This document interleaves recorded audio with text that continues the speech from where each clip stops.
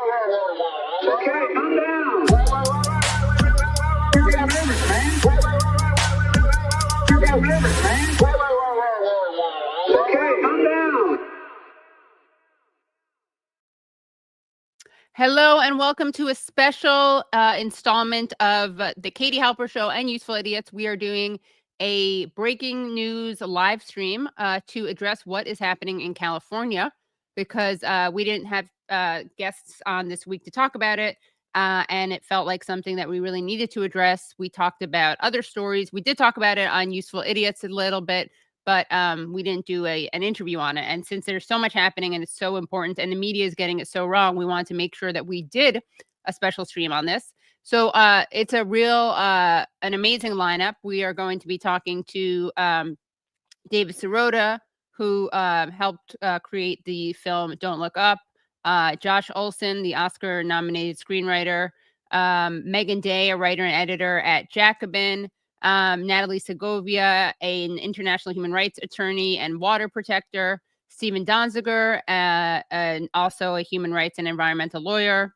And we are starting with Yasha Levine, who is a Russian-American investigative journalist, writer, and filmmaker who has done vital reporting on the privatization of California's water by billionaires such as the Resnicks. Now, this is, again, a special Katie Halper Show Useful Idiot stream. So hello to everyone who's here. Make sure you like this stream, whether you're watching on either channel. Like it, share it, subscribe. And if you can support this, obviously we're not at all paywalling this. But if you can support either show, you can do that at usefulidiotspodcast.com or patreon.com/The Katie Halper Show, and you get extra content. Okay, so I'm just going to bring on Yasha, who's also working on a film we're going to talk about called The Pistachio Wars. Yasha, please, welcome to the show. Hey, how's it going? Good, thanks. You? Glad to be here. Thanks for having me on. Of course. So tell us about what is happening right now in California as we speak. You're not in LA, but you're from LA. And I want to ask you about how water privatization relates to this. Yeah, well, I mean, I grew up in California generally, in San Francisco, and then I moved down to LA later. So I've generally I've lived in, California since I was 9 years old, after we came to America from the Soviet Union. So I know California very well. I know it up and down the state, and I've lived in various parts of the state, so I know it very well. I mean, what's going on in LA right now is, very tragic, but it's very simple. There are several large fires that have happened in different parts of the greater Los Angeles area, and primarily in sort of the hilly areas. And they've just totally devastated entire neighborhoods. And the people who haven't had their houses burned or burned yet, a lot of people are evacuating because it's very difficult to breathe. People are having all these, adverse reactions to the smoke, to all the toxic chemicals in the smoke. So it's really an apocalyptic, very frightening situation there. Yeah.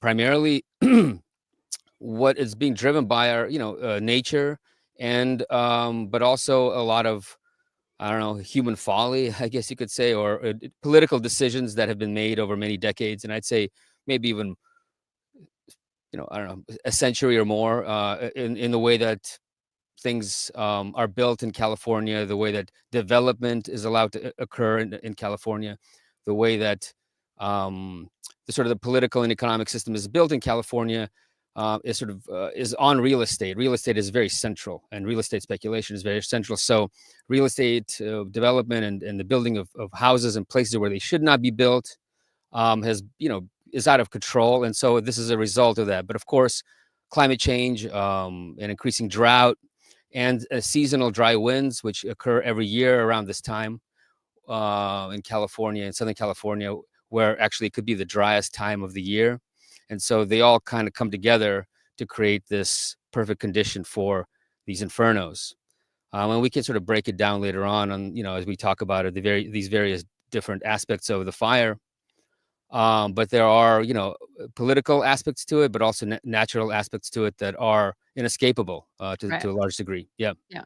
So, you have a fascinating article, which we can throw up on the screen. It's called "Oligarch Farmers and the Fires in Los Angeles," and you write about the ecocidal terraforming system that underpins the California way of life. You also have, uh, and we can take a look at what this terraforming looks like. That would be video 3, Brad. But can you talk about this article and talk about terraforming, and then we're gonna get into the Resnick family. And I guess for the sake of this broadcast, I think we can focus on, I mean, obviously, there are natural things that are inescapable. Hmm. It's important to show people what the human-made Yeah. contributions are. So, yeah. Yeah. I mean, this natural stuff is inescapable, but the way that we intervene in the natural landscapes and sort of decisions that we make as as a society, obviously exacerbate or minimize these natural kind of issues. And so I'd say in California and a lot of places in America and around the world, the way that development occurs is like exacerbates all the natural dangers and all the natural cataclysms that occur, without any kind of human hand. And Sure. so, yeah. Well, look, what I meant, so it's funny because there's this billionaire couple. It's one of the most powerful couples or families in the Los Angeles area. Their names are Stuart and Linda Resnick. They're billionaires. They're one of the largest. They own one of the largest farms in America. They are primarily involved in growing pistachios. I mean, if you've seen pistachio commercials or, some people like Stephen Colbert hawking pistachios on prime time or like on halftime games, the NFL playoffs, or if you go to any like grocery store, you'll see pistachios. It's usually their pistachios, and they're the ones who essentially created a market for pistachios and are pushing it on people. So they own these like vast tracts of pistachio orchards, and also almond orchards and some orange orchards and stuff like that in the heart of California, in the Central Valley, in this very sort of dry, very flat part of California. I mean, they own so much land. They own hundreds of squares of miles of land. And so you could drive for like an hour at, I don't know, at freeway speeds and really not leave their property. Like it's vast. I mean, the scale of it it's horizon to horizon. That's like the size of their farms.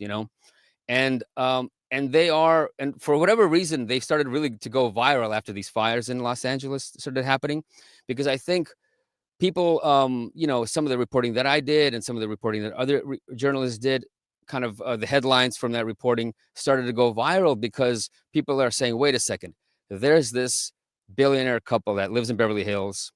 They live in LA, and they control more water than Los Angeles, than the entire city of Los Angeles uses in 1 year.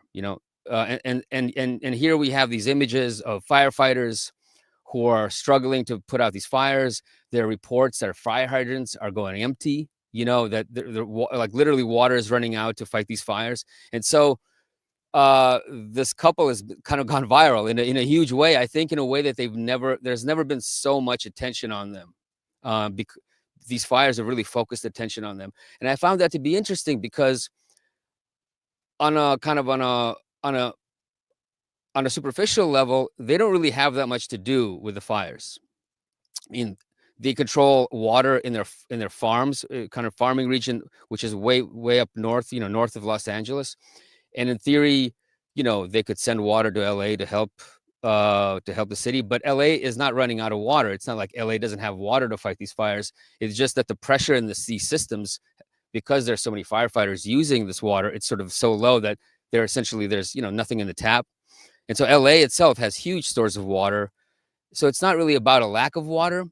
And so I wrote this piece kind of looking at them, because although they don't have a direct connection to the fire, they do have a connection in like a larger sense, because as farmers who operate in California, these large farmers who operate in California, they are connected to a system that has a direct connection to the fires. And the system is this aqueduct system that exists in California that runs the length of the state. I mean, thousands of miles of aqueducts of these essentially concrete rivers.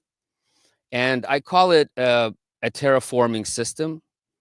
And terraforming, of course, is usually a term that, science fiction fans will, be familiar with.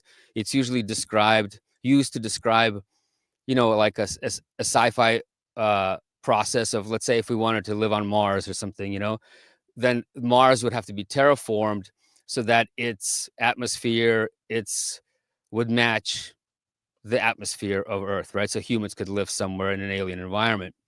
And I use this word, very consciously to describe the system that exists in California to move all this water around, because it has transformed the ecosystem and almost the atmosphere of California, but not for human thriving, but for the thriving of kind of a natural ecosystem, but for the thriving of a very, very narrow oligarchic class, I guess.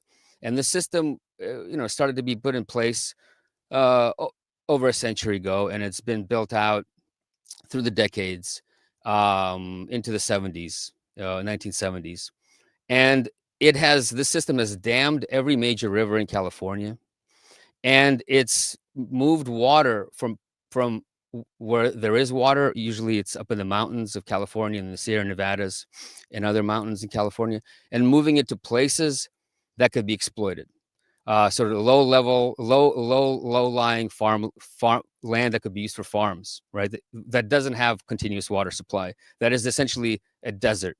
So this desert could be made bloom by taking water from somewhere else, right? Destroying ecosystems somewhere else and bringing that water and bringing kind of artificial life to another part of the state. And LA, the development that has been going on in LA, and the development that's going on, in the hills, but also in the valleys, just all over the place, has occurred largely because of the existence of this terraforming system. Because LA doesn't have a lot of its own water, right? LA never had a huge water supply. If LA could only use the water that it can access through the LA River or sort of the underground aquifers that have accumulated over the years, it would be a really tiny town, It would not sustain this megapolis, this just never-ending suburban sprawl of millions and millions of people. It would be small. And so in order to sustain this development and to create this sort of suburban society, to have the mansion in the hills, right? To have Hollywood, to have all the subdivisions, you need to bring water from somewhere else. And water in Los Angeles is brought from, hundreds of miles away, literally hundreds of miles away. And one of the pipelines crosses state lines and takes water from the Colorado River, which is, crosses the state line in Arizona. So it takes water from a totally different state. Other pipelines take water from 500 miles away. Another pipeline takes water from 300 miles away. So LA is like this kind of suburban octopus that has these tentacles sucking water from ecosystems that are far, far, far away from the actual city, and that water sustains life, right? And so that water has allowed the unchecked development of houses and real estate, all across the LA area. And that's the connection that sort of the Resnicks have to the fire, is that they are feeding on the same very system to feed their farms, to feed their orchards, because their orchards are also in a place that has no water of its own. And so they are part of this larger system that moves water around and terraforms the environment in California. And so it's a really fascinating part of the state. And I think it's very different from, we're both in New York, in the New York area right now. And as you know, there's a lot of water here, right? Like Manhattan, because it's such a dense city, has to get its water from also hundreds of miles away from the city itself. But generally, the small towns and cities around New York have their own water supplies. They don't need to go plunder it from hundreds of miles away. But California and Southern California is very different. all the cities essentially have to get water from somewhere else. All the farms have to get water from somewhere else. So it's this artificial, like computer controlled environment where you have these technicians sitting at these control centers, pushing buttons, sending water, from place to place. It's like it's a very futuristic, but also a dystopian kind of environment, and so that's their connection to this to this larger I don't know to this larger political structure that exists here that has allowed these fires to happen. Right. Yeah. And by the way, everyone, this is an Aaron Mate approved Useful Idiots sanctioned Katie Halper Show Useful Idiots co-stream, but Aaron cannot join us because he had a previous engagement when we decided to do this. But Yasha, going back to you, we actually have a clip of this film that you're working on called The Pistachio Wars. So let's take a look at that.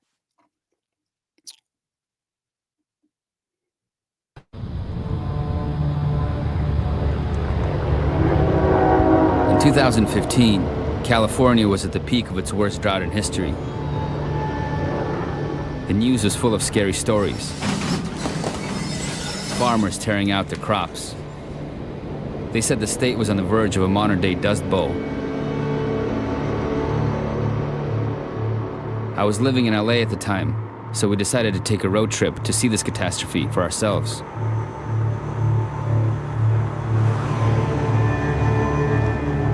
This is the heartland of California agriculture. It was supposed to be the epicenter of the drought. But the first thing we noticed when we got out here was that there were new plantings going in everywhere. Massive fields of pistachios and almonds spreading out as far as the eye could see. Farmers were planting thousands of acres of water-hungry new crops, all during the worst drought in history.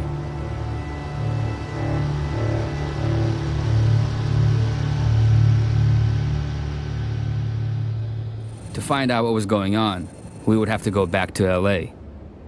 The people who own these farms live in Beverly Hills. Billionaire Stuart and Linda Resnick are the world's biggest farmers of tree nuts. They just look terrible, like terrible people, by the way. I can't help but point that out.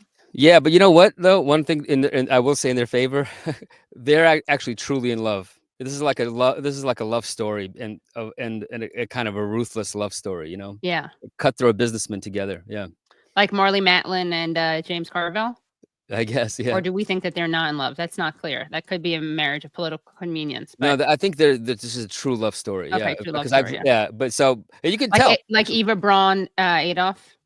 Yes, exactly. Yeah. But I'd say they're equal partners in their venture, not. Okay, more like egalitarian. A truly Right. equal partnership. Yeah. So it's a feminist love story. Yeah. A lib femme, yes, total lib femme stuff. Yeah, a lib femme. Yeah. So that's funny. Someone wrote like Hitler and Ava, which I think must have been said at the same time as me. That's hilarious. She's a child of Hollywood. He's a businessman with ties to the mob. Gimmicky mass marketing is a secret to their success. They single-handedly created a boom around pistachios. Folks, evidently sales of pistachios have not skyrocketed in the last 30 seconds due to a lack of branding. Well, let's take care of that. Pistachio, wait for it. Pistachio. Wow. Hello.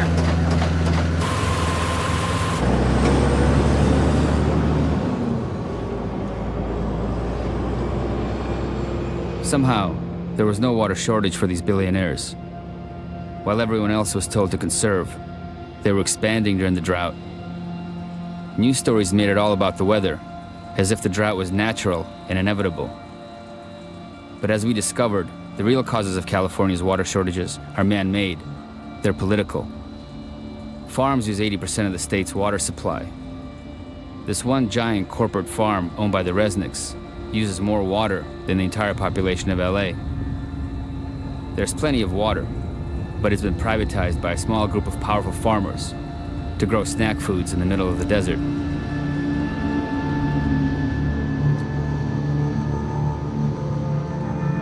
Our road trip took us deep into the dusty heart of California.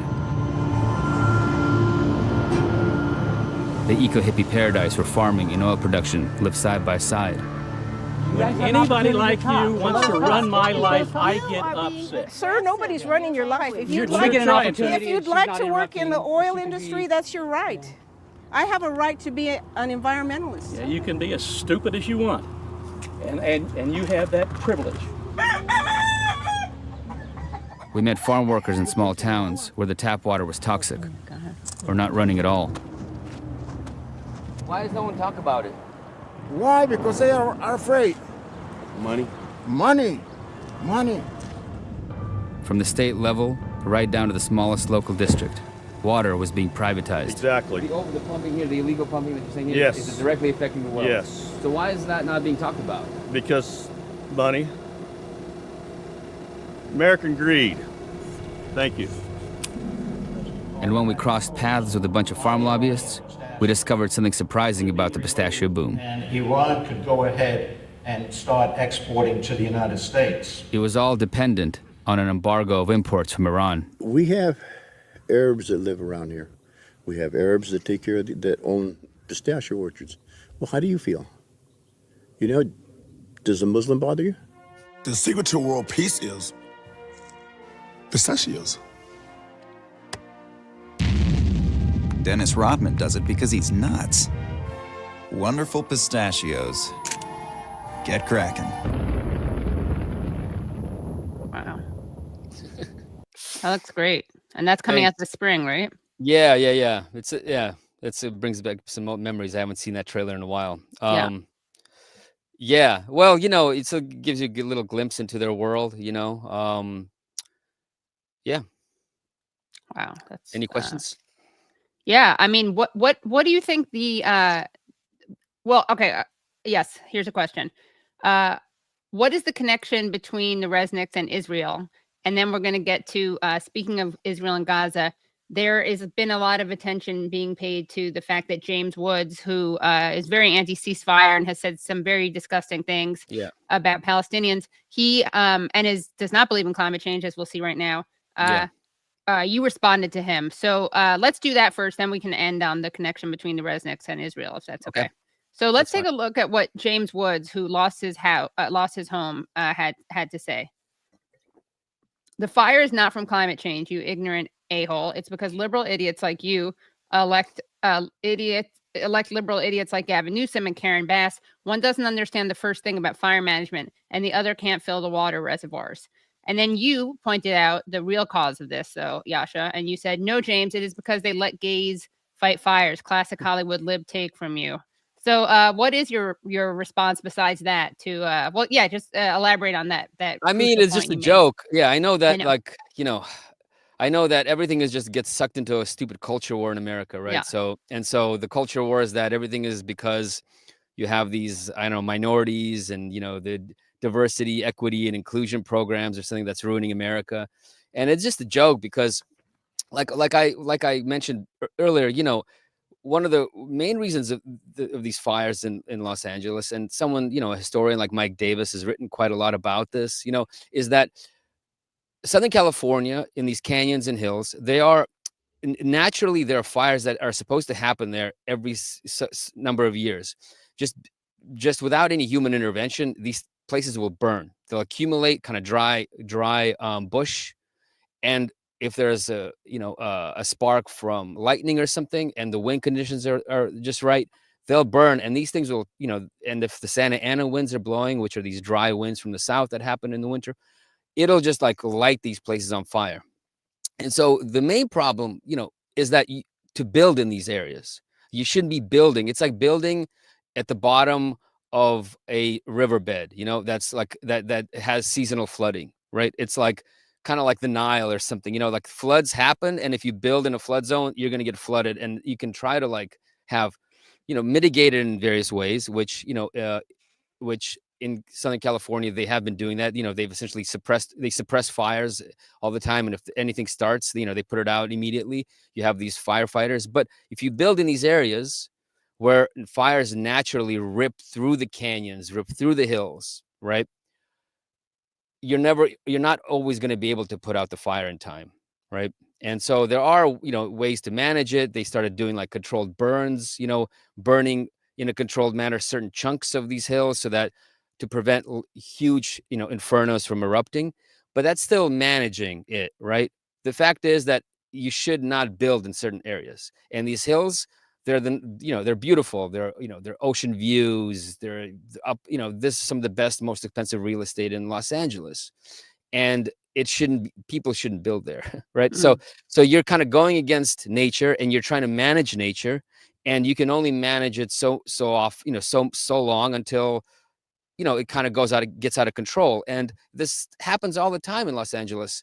Malibu burns every now and again because of in Malibu in particular, the structure of the canyons and the hills there is such that it creates almost these furnaces, like air currents are concentrated and sped up, right? And so these fires will just like rip. I mean, they'll move faster than a car can. A car can't even outrun them because that's how fast they move. And so it's like it's a known issue in Los Angeles and in the area that this happens. And so to blame it on, Gavin Newsom, and essentially what this is actually completely has nothing to do with, I know they're trying to blame it on the left and they conflate liberals and, Right. left wingers, but it's a completely, and it is like a free market capitalist way of approaching development, right? You essentially allow real estate developers to do whatever they want to make money. And Los Angeles is run, not unlike New York, by real estate interests, right? They control, they're in total control there. And California in general is controlled by real estate interests, like actually most of America. It's a very powerful lobby.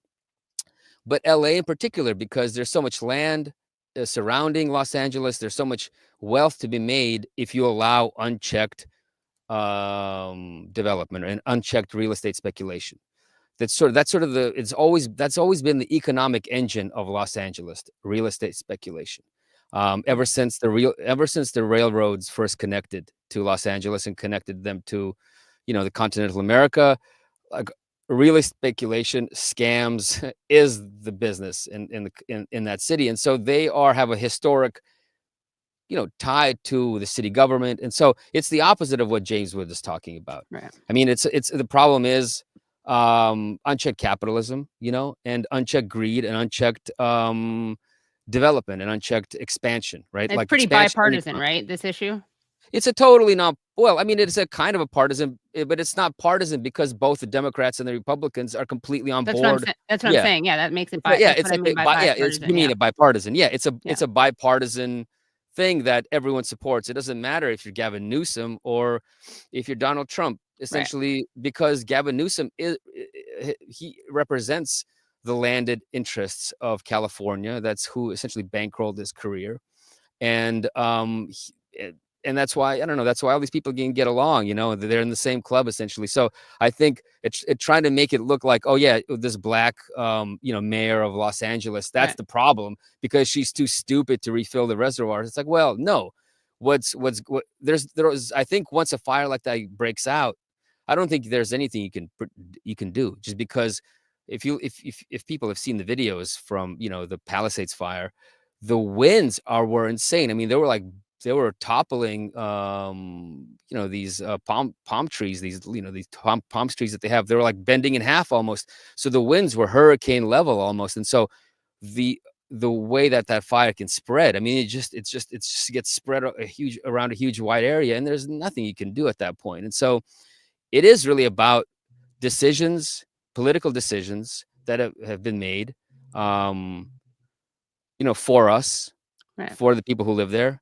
And I think that's not part of the conversation at all, because I don't think, the Democrats who are in power in LA, and they are incompetent. I'm not going to, root for them. I'm not going to say they're great, because I do think that the Democrats generally Democrats in California are some of the worst Democrats possible, as we've seen with Kamala Harris, like the deep neoliberalism that they exist in, and the deep, almost provincial incompetence, because California still is a kind of a provincial state, because I don't know, there's just not a lot of attention that people are really unplugged from the political process in a lot of these towns, and including Los Angeles. So there's not a lot of like focus on these elected officials to really, be competent even in like the way that they communicate with the public, is like incompetent. So I'm not saying that they're great or they've done a great job, but it's just the problem is unchecked capitalism. I mean, I don't know. It's crude, but that's what it is. Yeah. Right. And yeah, I just wanted to fill in terms of the James Woods thing that you were responding to. He's getting a lot of crap, rightly so, because he did tweet out no ceasefire, no compromise, no forgiveness, hashtag kill them all. Yeah. And now he's like crying on TV about his house, and they just like built a pool there or something. I don't know. Some major really developments have been lost now. But the good news is, while these fires are raging, we do have some good news, which is that our government is prioritizing the right thing. Yesterday, the House voted 243 to 140 to sanction anyone associated with the International Criminal Court's efforts to investigate, arrest, detain, or prosecute any protected person of the U.S. and its allies, namely Israel. That's interesting. So- Does that mean, like, let's say if you interview someone, let's say, a justice at the international, or an attorney for one of the sides, let's say for South Africa, would that be considered to be aiding and abetting? Yeah, would you be sanctioned? Yeah, I'm like Theodore Meron, who was one of the experts that the ICC turned to when determining deciding to release the arrest warrants. He is a Holocaust survivor. Yeah. Well, So, I mean, yeah. so would they be sanctioned, or could they be sanctioned? I mean, is that the letter of the law? I don't know if you know. No, I don't. It's a joke. The whole thing is. I know it's like look, it's Yeah, they can sanction them. Yeah, it's I believe. Yeah. I think I'll tell you this. I do think that there is because I've been talking, I've been talking to people in LA, and I do think that it might take some time to sink in. What the scale of the destruction. And kind of what it means, I think, for I don't know, like politics in this country. I don't know, because LA is like the people who are affected right now are really some of the wealthiest people in America, you could say, right? Yeah. And so you could see how the system really, you can't even, there isn't even a class element to the system. It really shows that how the system was designed from the beginning impacts everyone. Essentially, everyone is tied into it, and everyone will suffer. Obviously, people with wealth can restart their lives anew easier. It's easier for them to do so. But still, in some ways, it's a great equalizer. In some ways, it's not. But there are certain things that can't be escaped even by the wealthy. And even on some level, because Palisades is extremely wealthy enclave in Los Angeles, because the hills are where wealthier people live. These fires do affect the wealthy more than the poor, because the poor will be living in the flats of LA. A fire could rip through these areas, but they're in an almost fully urban environment. Whereas, yeah, so obviously it's complicated because there's some hill communities that have, I don't know, it's not just wealthy people, it's, middle class type people and all this stuff.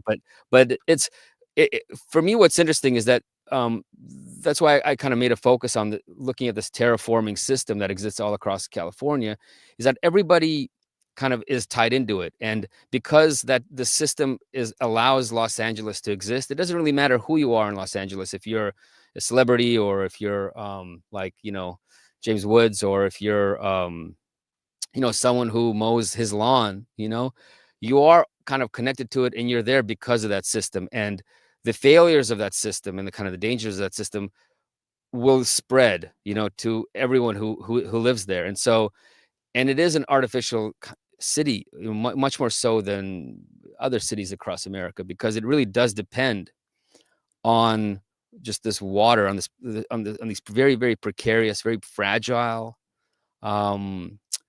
systems to bring in water, and without water, I mean, it'd be a humanitarian catastrophe in California, right? And so I don't know, and so I get why the Republicans and kind of the right wants to make it into this stupid culture war issue, because it's something that is, I think they like the Democrats are kind of incapable of dealing with, and I think even the Democrats are probably unwilling, and I think just incapable because it would completely go against everything that they stand for. Right. And the Democrats, I think, are very happy that the right is making it about a culture war issue, because then the Democrats can just, it's like they feed off each other, right? Because they can then hit back with the same culture war bullshit, right? Exactly. And so it's like, and everyone can avoid talking about the central issue, which is climate change, right?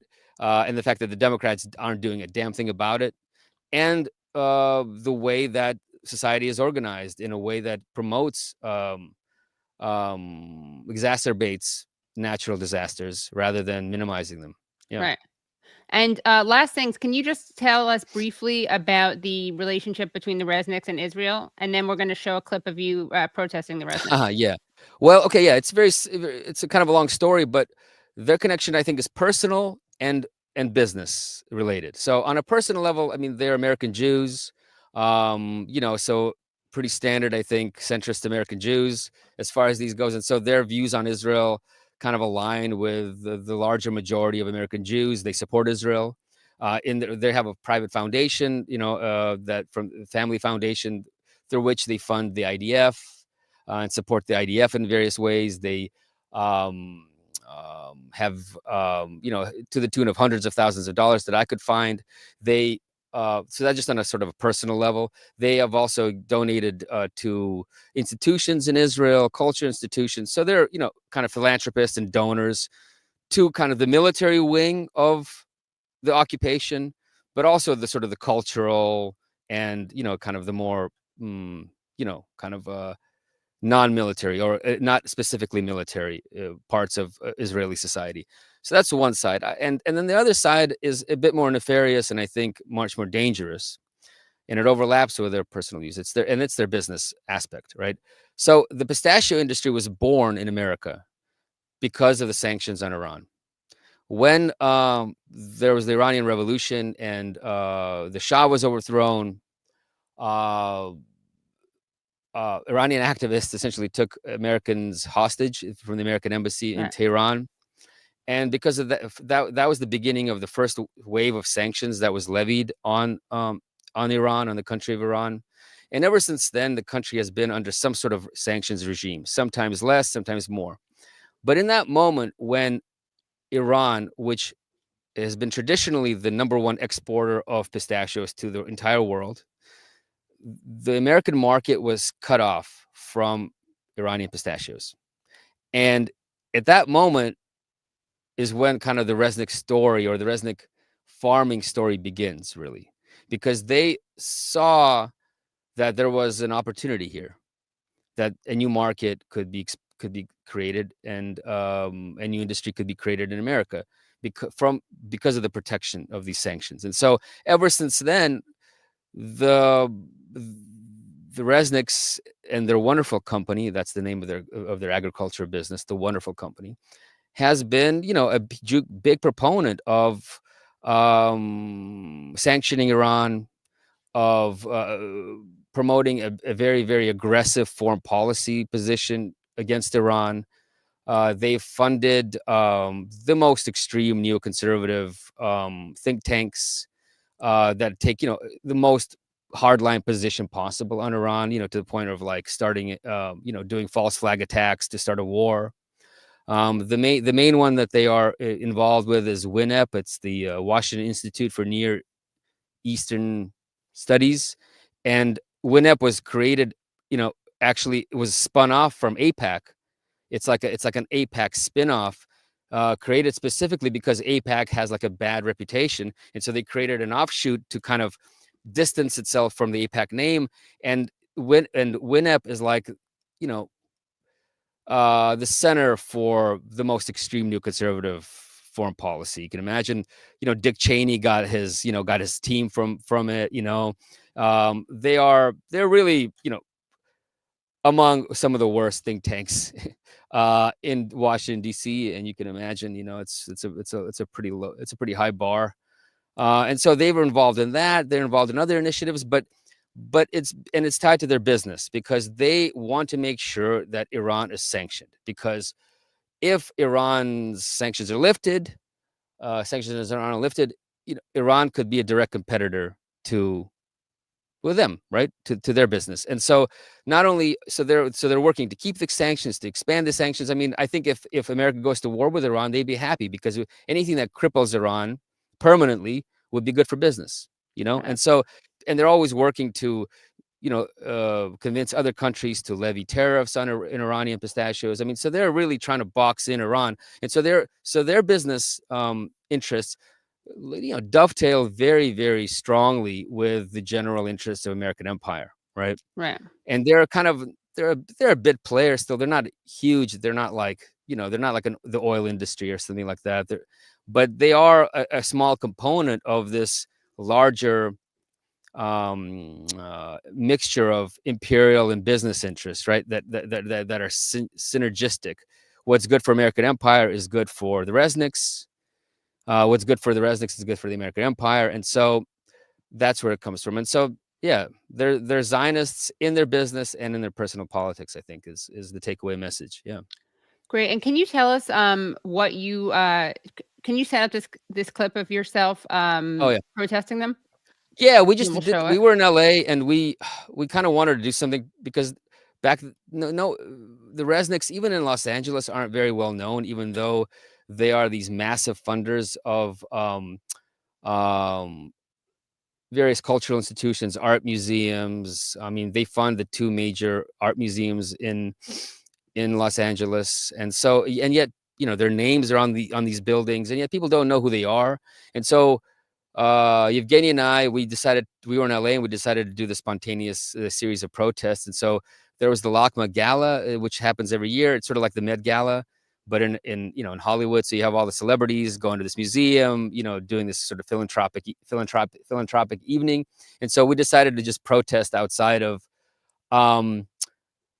the gala to try to educate these celebrities that, look, you're going to this museum that's funded by these major climate criminals, because the Resnicks, because they're very much involved in this terraforming system that takes water from ecosystems and brings them to their farms.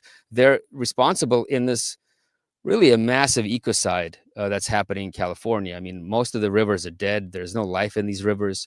The entire ecosystems that these rivers feed have collapsed. There's this mass extinction event that's ongoing in California, primarily because of this terraforming system and the development that it allows. And so we were out there just trying to have fun and trying to get people to,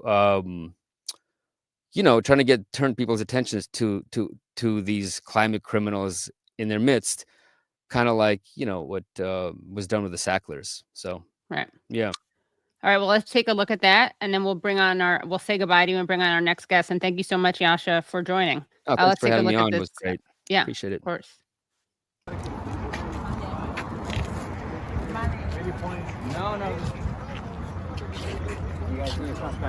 LACMA whitewashes climate criminals. Why is their name on that pavilion? So we understand you guys have a right to free speech, and understand. However, we have the loan right here. We appreciate. We got a permit for this thing. We appreciate it. Yeah. You guys can protest from across the street. Okay. We appreciate it. We're just gonna keep walking right here. We can cross back this way. No, we're just gonna keep walking. Sorry. It is not. Like I said, we have. Show me the permit. Is there a permit? Is there a sign somewhere here? You need to cross back over. No, sorry. The LACMA whitewashes climate criminals. There you go. The Resnicks are worse than the Sacklers. Kick them out of LACMA. The Resnicks are worse than the Sacklers. Get their name off the LACMA wall. The Resnicks are worse than the Sacklers. I'm being assaulted. You guys want to keep walking? I'm being assaulted by these guys. Why are you touching me? I'm not touching The Resnicks are nature killers. They kill fish and drain rivers. Yeah. And that is, of course, your co-host, your life co-host, and the Russians podcast co-host. Yeah. We had Yeah, Evgenia. Yeah. Yeah. Giving him hell. Yeah. Yeah. Well, so yeah, you guys were ahead of the curve. Congrats Yeah. on that.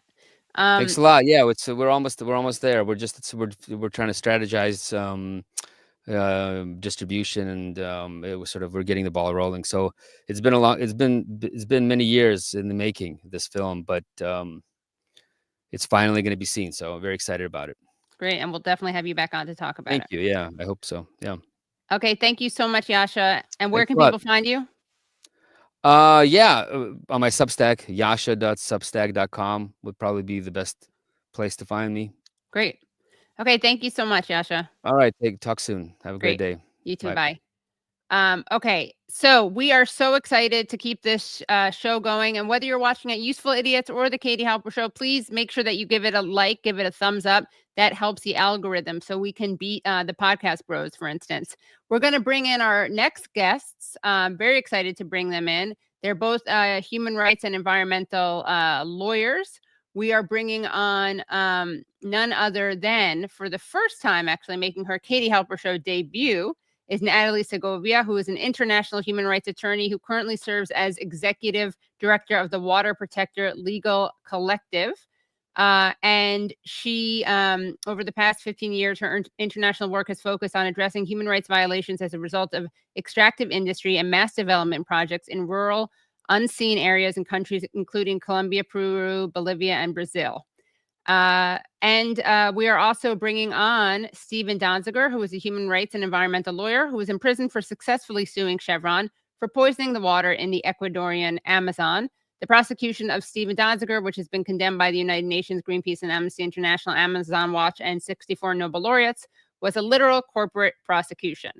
Okay, so we are going to bring them on. Natali and Stephen, welcome. Thank you. Hi. Thanks so much for joining. Thanks, Katie. Thanks. So I want to start off, Stephen, you said directly on Instagram that this is, this is not a natural crisis. You said the fires devastating Los Angeles are not a natural disaster. They are a function of man-made climate change caused largely by the fossil fuel industry. And you refer to California suing the industry and its lobbying arm to recover massive costs of climate change. So can you talk about this case in California, and can both you and Natali talk about how this is a function of man-made climate change, largely caused by the fossil fuel industry? Sure. I'll go first, I guess, and I'll try to be brief. I mean, we have to sort of stop seeing these cataclysmic weather events as the product of nature, and start understanding clearly that they are a function largely of what we have done, what man has done, women have done, what the fossil fuel industry has done to heat up the planet. I mean, there's always been fires in California. There has never been fires like this.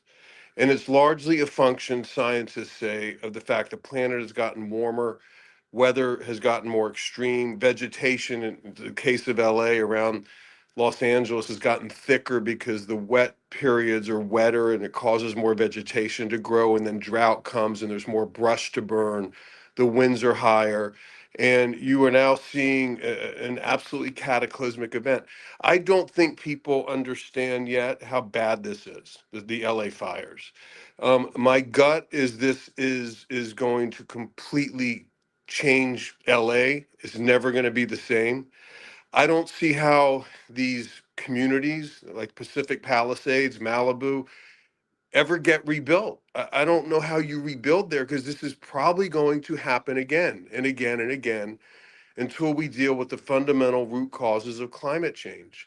And as Peter Kalmus, my friend, the scientist, wrote in the New York Times today, these cataclysmic climate events always seem to arrive ahead of schedule. People are like, we have until 2030, we have until 2040, we have until 2050. We don't have any more time. It's here. And it is causing apocalyptic events, not just here in the United States, but all over the world. These events do not discriminate against anybody. They happen in all sorts of neighborhoods, wealthy neighborhoods, middle-class neighborhoods, low-income neighborhoods. Everyone is affected, and it just astounds me that we have let the situation get this bad. And on top of that, we have a man coming into office now in the United States who thinks it's all a hoax, who's basically a chaos agent. And, you know, we get a wholesale assault not only on sort of the idea of science and climate science generating real solutions to this problem, but we get a wholesale assault on the very notion of human rights. And you know, you mentioned in your previous segment about the House vote yesterday to go out. All combined create a situation that honestly is the worst I've ever seen. And I've been fighting for justice for decades. I'm 63 years old. I voted in 11 presidential elections, and we are not in a good situation. It's really distressing. Right. Now, Natalie, I'm going to go to you, but while I'm doing that, Stephen, we're going to, okay. I was going to say, Stephen, can you try to, or Brad, did you already? No. Okay. Going to say, Stephen, if you can try to flip your phone so it's in, what's it called? What mode? And Brad, maybe take him off so people aren't looking at this big black ugly thing. Landscape mode instead of portrait mode. Okay. Natalie, please, sorry for that technical interruption, but what's your thanks, response to that? Katie. Of course, yeah. Well, I agree with Stephen here. I think. Oh, and I'm sorry. I've This is the second time you came on the show. My apologies. Yeah, this is the first time you've come on to as in your full multitude. In my full of capacity. Yeah, That's right. Yeah. So what in my work at the Water Protector Legal Collective, you know, we started as a small organization at Standing Rock and have grown since then, but really trying to protect the water, right, and protecting the earth. So part of the view that we bring to human rights, the human rights arena as Indigenous attorneys and human rights attorneys, is looking at climate change from a holistic perspective, right? And that has to implicate an analysis of colonialism. It has to implicate an analysis of rampant capitalism as part of the root, or as the root of today's wildfire crisis, right? And when we talk about climate change, we tend to use actually the word climate disruption. I prefer the term because I think it's more honest. I think it talks about the fact that as humans, right, and as our role as individuals, as humans within, and of course the corporate industries, right, the fossil fuel industry in particular, and how these have fueled climate disruption. That is definitely something that is man-made. It is fueled by exactly the things and the choices that we have made as a society collectively. So very recently, for instance, we know now that there has been knowledge for a long time in the fossil fuel industry that their industry, you know, is a major exacerbator of climate change. And just like the tobacco industry knew that nicotine causes cancer. So these are it's information coming from leaked memos from major oil companies like Exxon from the 1970s and 1980s that showed that they were aware that fossil fuels contribute to global warming and chose to suppress this information to protect profits. I was at Climate Week New York City this past year and attended a forum on water. And this summit, at this water summit, what they were talking about was the privatization of water as the solution to our water crises and to climate change. And basically what they were talking about was the corporatization of water stewardship. And so what we're talking about here, you know, in the context of the LA fires is that capital and corporate industry and interests up against traditional indigenous land stewardship practices that included things like controlled fire burning practices, and then also water stewardship, right? What does that actually look like? And so when we are talking about what we're seeing in California right now, I mean, it's a devastating. It's devastating for everyone, as Stephen said. You know, you talked about it being a great equalizer, but we can't negate that it also primarily affects Black and Brown people in places like Pasadena and Altadena. Altadena, right? Yeah. And just to clarify, I think yeah. I did say this, but I maybe I wasn't clear enough, because it's a great equalizer in some ways, right? In that no one is safe, but obviously if you are someone with resources, you can flee, right? You can go somewhere else. Like I know people who are with their, going to another state, going to another city. Obviously, if you lose everything, but you're poor, it's a lot harder than if you lose everything and you're not poor. And of course, as people know, and you just pointed to, there's a intersection between race and class, obviously. But yeah, sorry, I cut you off. But I just wanted to clarify that part. Yeah, and I think your previous speaker Yasha was also talking about the Resnicks, and we're not talking about the Maui fires in Hawaii, but we're in terms of corporate and private holdings of water, that is a huge issue, right? The West Maui Land Corporation is a major real estate holding company in Maui that restricted access to water during the Lahaina fires and exacerbated the devastation in the region. So like the Resnicks, we're seeing a parallel in terms of private holdings of water and how privatization and access to water is a major issue that we've been talking about in the Southwest for a very long time, is talked about in regions that are, water scarce. But it hasn't been a major policy point. And, I think we have to start breaking away from that again. The 1970s, when the majority of our environmental laws were brought into the fabric of the legal system in the United States, it was largely a bipartisan effort. It was both Republicans and Democrats working together across the aisle, recognizing things like, the 1960s book from Rachel Carson, Silent Spring, that things in our water are not helpful, that this is it's a resource, right? It's a sacred resource. Water is life, right? It's more than just the motto or this term. It's a reality. In order to actually safeguard it, we have to work across those party lines. And so at some point, climate change began and climate disruption became politicized, and it shouldn't be that. Right. Yeah. And you brought up the fact that this is an issue of like racial justice, right? And I wanted to show a clip, and trigger warning. This is like really, this is total, anti-woke, ignorant idiocy. But I think it's important because much as the narrative of, oh, this is not climate change or climate disruption. And by the way, I think that's a really important point that you just made, because I do think, language obviously really matters. And when you say climate change, it makes it sound like a natural process.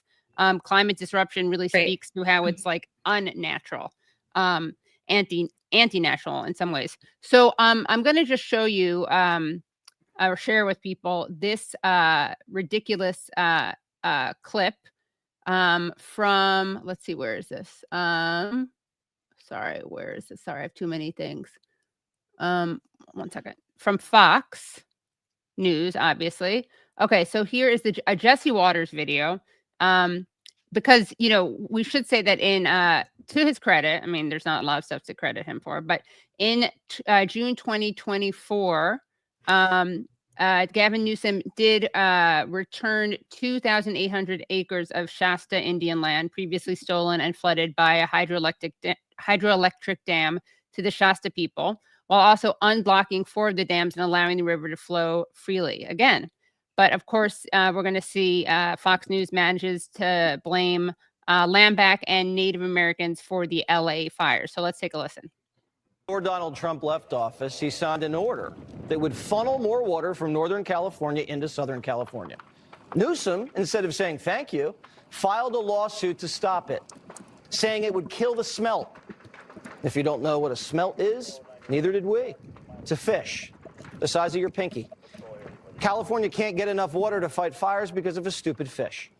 We're saving fish instead of people. Saving smelt, big business. If anything happens to the smelt, people lose a lot of money. We're paying people to feel like heroes for protecting a fish no one eats. But it gets worse. Gavin's been tearing down dams. Why?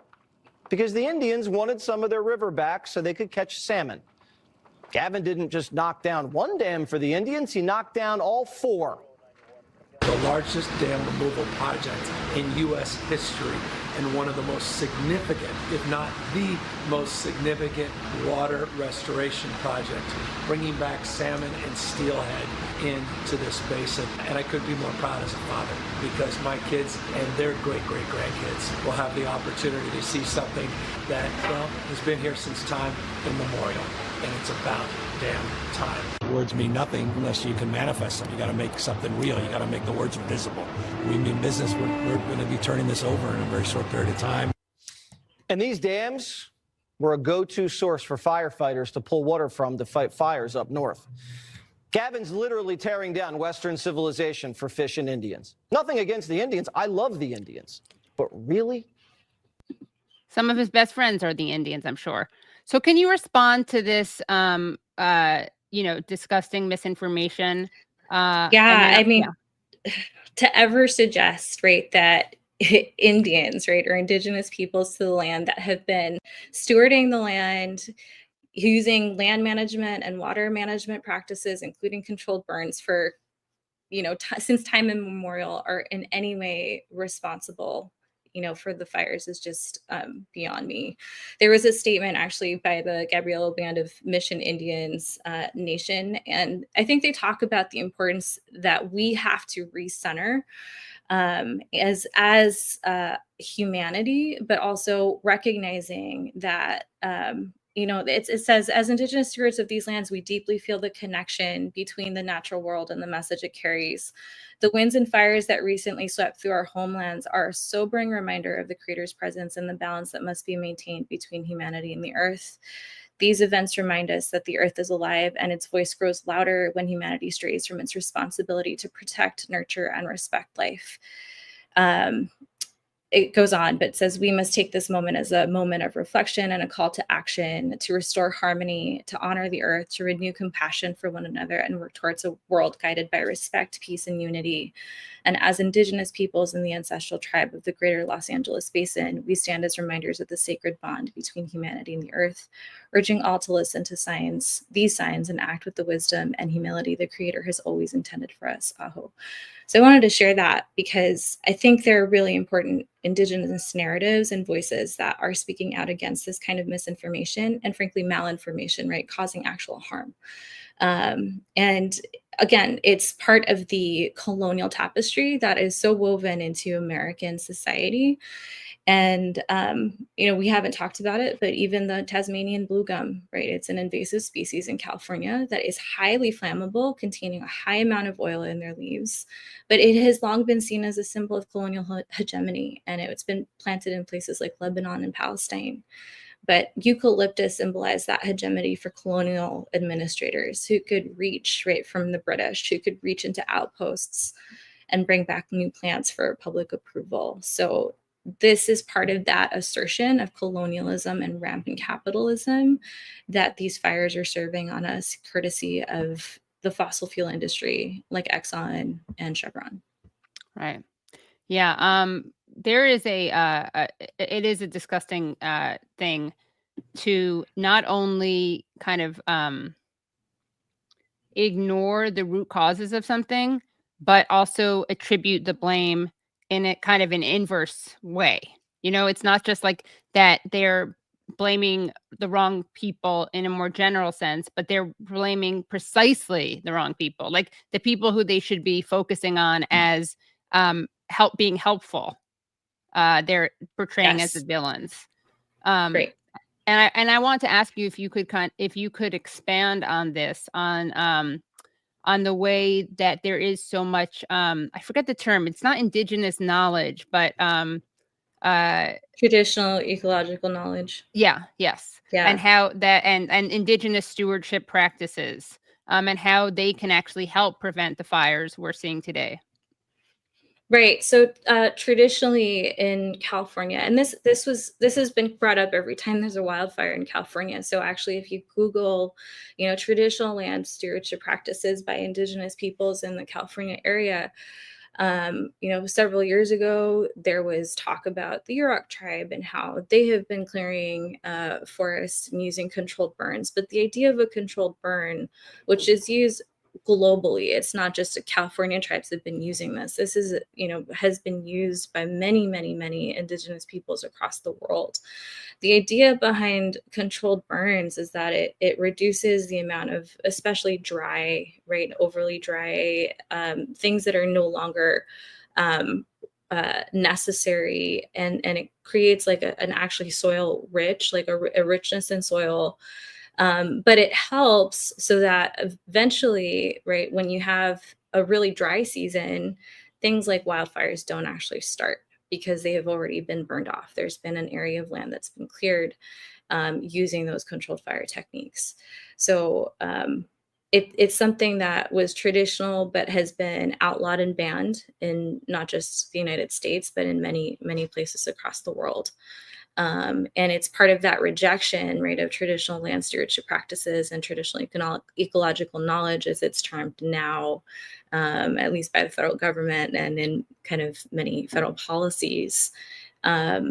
And I think there is a call back to reclamation of these practices, right? Because we're seeing that there's a lack of knowledge of, well, what do we do, right? These are corporate caused and corporate driven issues that we are seeing. But the holistic approach, right, this universal view of looking at water as a sacred resource, and also using fire as another important and also sacred part of these practices to be able to effectively manage these our traditional lands across the world are really important. Right. And I don't know where Stephen is, but I did want to just ask if he's not here, maybe you could, I know you're active in his case. What is the latest with his, with Stephen's case? Can you just summarize it? And I know he's seeking a pardon, and what made you get involved in this case? Yeah, so I've known Stephen for years. I do think he's back okay. ready.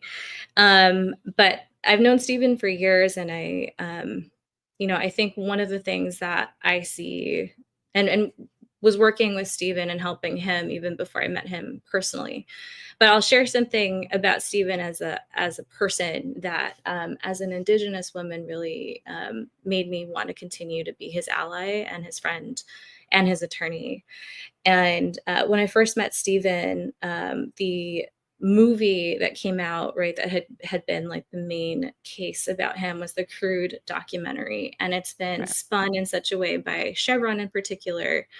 And for those that don't know, right, Stephen is this human rights attorney that worked and went down over 250 times to the Ecuadorian Amazon, worked with over 30,000 Indigenous plaintiffs in the Ecuadorian Amazon that were affected by 16 million gallons that were spilled in the Amazon by Chevron, then Texaco, and Chevron packed up and left. And as a result, Chevron persecuted and prosecuted Stephen, and it led to his eventual disbarment. And so, and a criminal conviction because he refused to hand over his personal, attorney-client privileged communications to Chevron. So this was the first corporate sponsored prosecution in the United States of a human rights attorney. We have not seen this. It's unprecedented. But when I met Stephen, a lot of the demonization campaign of Chevron and others has been that he, kind of fabricated the case in Ecuador, that he was this like mastermind behind the Indigenous people and used Indigenous peoples, to kind of shape that narrative. And, in my first conversation with Stephen in person, I kind of asked him, I was like, if you could look back at, what have you learned? And what came back was a response that was so human and so humble and just such an honest and genuine response that it will always stay with me. And he said, of course, he was a Harvard trained attorney. He's like, I went down to Ecuador believing that we could change the world, and knowing and being told that that was our responsibility. But what I've learned has been, even more, I learned even more from what Indigenous peoples of the Ecuadorian Amazon taught me than I could ever impart on them. And that devotion to the underlying issue that goes beyond Stephen, right, and is a larger issue of corporate accountability and corporate visibility of malfeasance, environmental malfeasance in areas that are completely invisible and completely unseen, is a reason I will always stand with Stephen. So I'm grateful for him. We are continuing to work on his pardon. Biden has a few days left in office.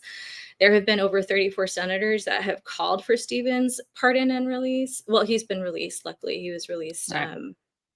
But he still he doesn't have his passport yet. I mean, there's a lot of things that have been continue to affect his life and his ability to work as a human rights attorney. So that's what we were fighting for, and hopefully, Biden can make a change in these last few days of office. There are some people that really need the pardon. Stephen's one of them.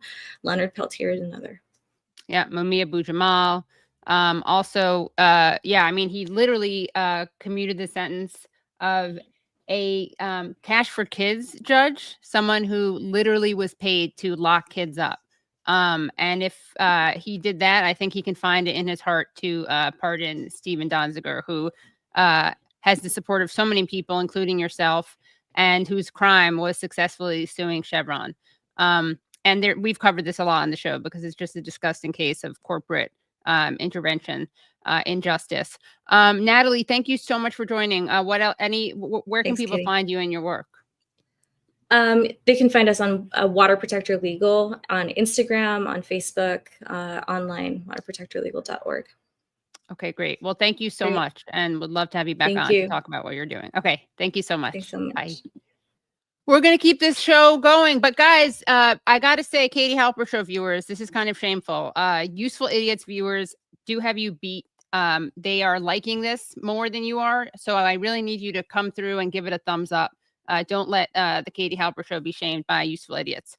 Okay. So, this is an Aaron Mate approved live stream. Indeed. So we are going to bring on our next guest. So excited to have these guys back on the show. And that is Meagan Day, a writer, former staff writer at Jacobin, current editor at Jacobin, and Josh Olson, an Oscar-nominated screenwriter and co-host of The Audit, as well as West Wing Thing. And very relevantly, they are based in Los Angeles. So welcome, Meagan and Josh. Hi. Hey, thanks so much for joining. Meagan. Hey, what's up? So, I want to start out by saying I'm sorry about what's happening. Can you share what you're observing and experiencing and what has happened to you and your friends and family? Yeah, Josh, hit it. Well, I know it's the Indians and the lesbians' fault. That's the Right. important thing.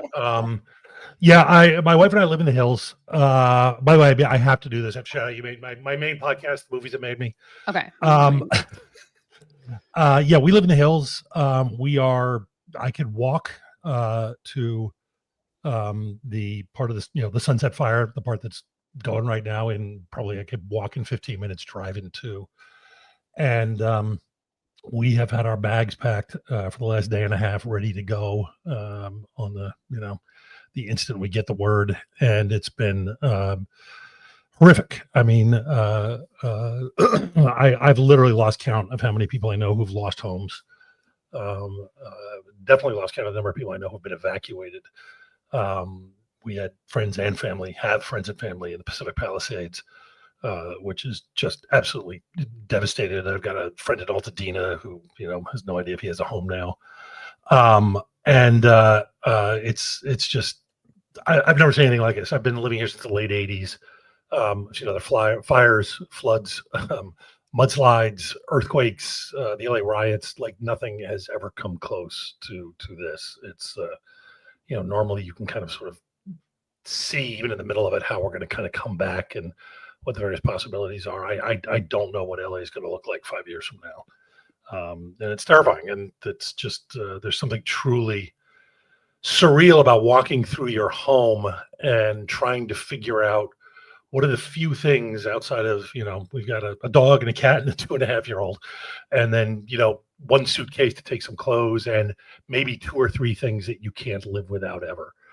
And it's a very cold equation to be kind of standing there looking at everything you've spent your life kind of, putting together and going, which of these can I fit in a suitcase and take with me? And, how do you we don't explain have it to a 2-year-old? We don't have to, thankfully. Okay. He's just under the age where, he's communicate. Yeah, and we're luckily in a slot. Like I just came back from dropping him off at preschool this morning, and amazing teachers and a bunch of kids, and they're all sort of keeping him happy. Although yesterday I picked him up, and he did say, fire is hot, and I don't know. Yeah, I know they're not sitting down and talking to the 2-year-olds about this, but he picked something up. Right. But, he doesn't actually know. He just knows that we might go to see his grandmother at any point in the next day or two. Wow. And Megan, what are you seeing? Yeah, so I'm here in Atwater Village, which is kind of perfectly situated right between the Altadena fire and the Sunset fire. Like genuinely equidistant from the two. The bigger threat for us was the Altadena fire. We were watching all day as the evacuation zones kind of crept toward us through Pasadena and then through Glendale. And they stopped sort of just short of our house. And at some point it was time to go to bed. And we were like, well, I mean, we packed a go bag. We didn't know if we were going to get an alert in the middle of the night telling us to leave our home. We packed a go bag. We didn't identify our main items we said we were going to, and then it just felt too weird and sad, which if we had been evacuated, that would have been maybe a dumb decision, but it was kind of hard to keep our wits about us anyway. And we were exhausted from the day of trying to keep track of things, paying attention to the news. The air was incredibly thick with smoke above us. Where we live is kind of a valley, it's kind of a dip. We just live in a part of the city that actually is a little bit lower elevation in between these two fires, just kind of billowing smoke down onto us. So we were just kind of stayed inside, had to leave periodically to walk our dog, and otherwise not at all. Communicating with friends, trying to see who was getting out of town, where they were going, kind of planning routes ourselves for where we would go. And then woke up in the morning and still no evacuation orders. So that was good. We were okay. And the fires hadn't budged. The Sunset fire was contained. The one in Altadena, the Eaton fire, it was still going, but we'd had a sense that it wasn't going to come in our direction. So we just kind of decided to, I just got back to work at Jacobin, and I was editing a piece by also an Angelino, Ben Burgess, who happens to be in Mexico right now. So he's in Mexico, so he's a little less distracted. So he was able to write a piece on the fires. Right. So I was editing that piece yesterday from right in the middle of the kind of ring of fire. And the piece is up. If you want to look, if people want to go to Jacobin's homepage right now, we'll the Los Angeles fires didn't have to be this bad. And it's Ben's quick take on why this isn't necessarily just an act of God. I mean, yes, wildfires happen. Yes, wildfires predated austerity, privatization, neoliberalism, and so on, and climate change. But we know that those factors exacerbate the threats that are posed to humans and the scale of the fires. While I was editing that piece, I actually got an alert, as Josh probably also got. Did you get that alert? The fake alert? The fake alert. Every single person in Los Angeles County got an alert telling them to get ready to evacuate. 10 million people got an alert. Your area is being evacuated. Yeah, it was horrifying. And then 15 minutes later, they sent a follow-up that said, sorry, don't. That was I didn't get that. Oh, really? I honestly, if it had come after the Sunset fires had started, before they were contained, we would have been 5 miles away from our house before we kind of figured it out. But it literally spent the last couple of hours when it came watching all these reports of how they were actually letting people back into that area and it's contained and it's all okay. And you're sitting there going, oh my God, thank God. And then you get this alert and it was just I can't, this makes no sense. I was online. I'm looking nobody on social media is leaving. There's no indication there's another fire near us. You're what is going on?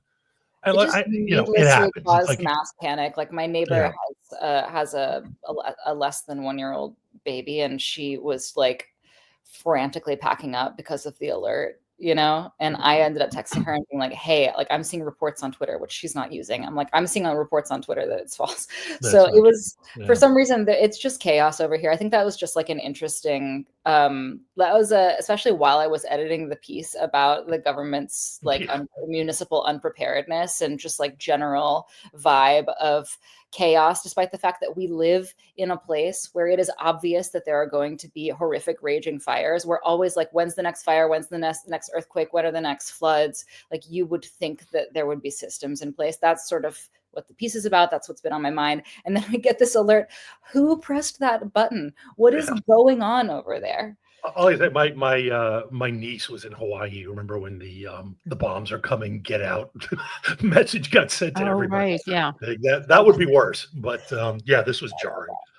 I think also like there's the bigger picture of austerity and the kind of austerity mindset that rules and governs California politics, Los Angeles County politics, Los Angeles politics, which is absolutely has a role to play in why we are perennially unprepared for the obvious and inevitable disasters that come our way. And that doesn't necessarily mean that, you know, obviously right now, and I think Josh, you're responding to this a little bit, the right loves to say that Democrat-run cities are, you know, like hellholes, shitholes, they don't function, etc. Now, Josh and I and you, Katie, are all quite critical of Democrats. So I think we have our own reasons to say like, well, yeah, they're not fucking great. But the right is coming at that from the angle of Republican-run states and cities are like perfectly functioning utopias, and Democrats are all doing wokeism and socialism, and that's why their cities are going to hell. Yeah. And so that's why there's a lot of misinformation floating around right now, and that's why it's a little bit hard to parse it all out. But I feel like I want to split the baby and say like, okay, like Republicans, stop Baby listening. This is not for you. Everybody else, let's have a conversation. Yes, there is an austerity mindset. Yes, there is rampant privatization. Yes, there is an allergy to wealth redistribution in the form of progressive taxes, all of which, and there's just a general approach to urban planning that's completely insensitive to the realities of nature in California, which is driven by profit. It's just pure supply and demand instead of like safety. And all of that is true. And yes, the Democrats are at the helm of that. Now, broadening out the conversation to include the right, stop saying all this crazy bullshit. You guys are making this shit up. Yeah. Yeah. And of course, the irony is it actually helps the Dems, because then the Dems get to point to that and engage in this culture war discourse and not actually be held accountable in any real way. Yeah, always. Yeah, very much. And I know that Meagan, you told me you are rereading Mike Davis right now. Can you talk about him and his writing and how that sheds light perhaps on what's happening? Yeah, can I go on like a little monologue about my friend Mike Davis? Yeah, and not everyone knows who he is. Let me explain. So Mike Davis is recently deceased giant of the American intellectual left and preeminent history of California, to my mind. One of I would say the top like 2 or 3 to anybody's mind of the late 20th and early 21st century, but also the best ambassador of leftist ideas in the discourse, in the game. He's wrote City of Quartz, which is kind of like the best, most dazzling and kaleidoscopic primer on Los Angeles, Southern California, and the kind of where the American dream goes to dazzle and die simultaneously. Our beautiful, perverted utopia, dystopia hybrid. That he's the guy that has like written the most about this. And I really wish that he were here right now for a lot of reasons. And but mainly just because I want to hear what he has to say about these fires. Like, I think because he has written a lot about disasters in California, in Southern California in particular, and humans' relationship to the land and the hubris and the blind ignorance that has gone into developing this place for profit, every square inch of it, while not totally recognizing the kind of dangerous miracle underneath our feet. Like, this is a very strange and particular climate. That's why people like it. That's why people come out here. But it's also a very fickle and very dangerous place to live. And it was sold to people, right? It was like, come out here to this beautiful, strange locale. It was packaged and sold as a commodity, and now it's sort of turning on us. So Mike Davis has written a lot about that, in particular in his book Ecology of Fear, Los Angeles and the Imagination of Disaster. Can you imagine a more perfect subtitle and subtitle for this moment? I do think people should go, if they can, and pick up a copy of Ecology of Fear. Pretty much everything you need to know about how we got here is in that book, which was published in 1998. I did have an impulse to ask AI to like write the Mike Davis essay on the 2025 Los Angeles fires. Oh wow, yeah, you should do that. I just See feel how it like works. I just really want to hear what he has to say. Yeah. So I want to explain. I want to share a little bit of what I've gotten out of this reread, Yeah, of because course. I think that he nailed it. Like, I think that he's given us so much to think about in this moment. So the first thing that he would tell you is that he likes to call Los Angeles or Southern California Walden Pond on LSD. The point being that we all came here supposedly for the nature, to appreciate it, to gaze upon it. And what we were treated to was a really kaleidoscopic trip, sometimes a really bad trip, sometimes a really beautiful trip. So this is Walden Pond on LSD. That's how we got Los Angeles. It was all about the nature. That was the original draw. That was the original packaged commodity. And, in 1934, like, I got this from his book, the LA Times actually was like, let me read the quote. "No place on earth offers greater security to life and greater freedom from natural disasters than Southern California." This was just like this was a story that Southern California was telling itself and telling the rest of the world about how it was Eden. It was paradise. Come here to live in paradise. It's always sunny. You're always safe. The nature is beautiful. That's a total bullshit. This is like a really crazy place to live. It's a Mediterranean climate, which clearly Southern California knows about itself, because if you look at the architecture, a lot of it is like Mediterranean revival, like that kind of like Orange County, like Newport Beach, like terracotta tiled roof house with the random assortment of misplaced, pointless arches and the slathered on like fake stucco and all of that, right? Clearly there's some reference to the fact that we live in a Mediterranean climate. The truth about a Mediterranean climate, though, it's actually the rarest like subclimate that there is. And also it's the most fickle, and it has a very specific way of functioning that makes it like really uninhabitable to human life, unless humans in Mediterranean climates have to have a lot of respect for nature and unique ways of dealing with nature, because we have dry vegetation up against the coast. So we have the wind from the coast, or we have the dry vegetation and the winds, and then the winds come back down, and then there's the rain and the floods, and it's like kind of a crazy cycle out here in Mediterranean climates. And so actually my little summary there sucked a lot, but I'm going to go ahead and read this cycle to you out loud, because I think it's important for people to think about. And this is not from Mike Davis, this is from somewhere else. Mediterranean climates create a precarious environment for human settlement due to an inherently unstable cycle. Long, dry summers allow vegetation to become extremely desiccated, while also growing abundantly due to mild temperatures, creating intense fire risk from naturally oil-rich, drought-adapted plants. When fires inevitably occur, they denude the landscape just before the wet season arrives, with concentrated bursts of winter rainfall. These rains then hit the bare, hydrophobic soils, triggering flash floods, debris flows, and massive erosion events, which further destabilize the landscape for the next cycle. Human settlement patterns often exacerbate these natural instabilities through fire suppression, which leads to fuel accumulation, building on steep slopes. Also, humans build on steep slopes and in canyons, increasing landslides and debris flow risk, and creating artificial irrigation patterns that can't sustain themselves naturally, all of which intensify the destructive potential of this natural cycle. That's a quote, end quote. And also, by the way, we're in an earthquake zone. So like add all of that together. Meagan, why do you live here? Well, just like everybody else, it's the weather, baby. Like, honestly, the weather is delightful.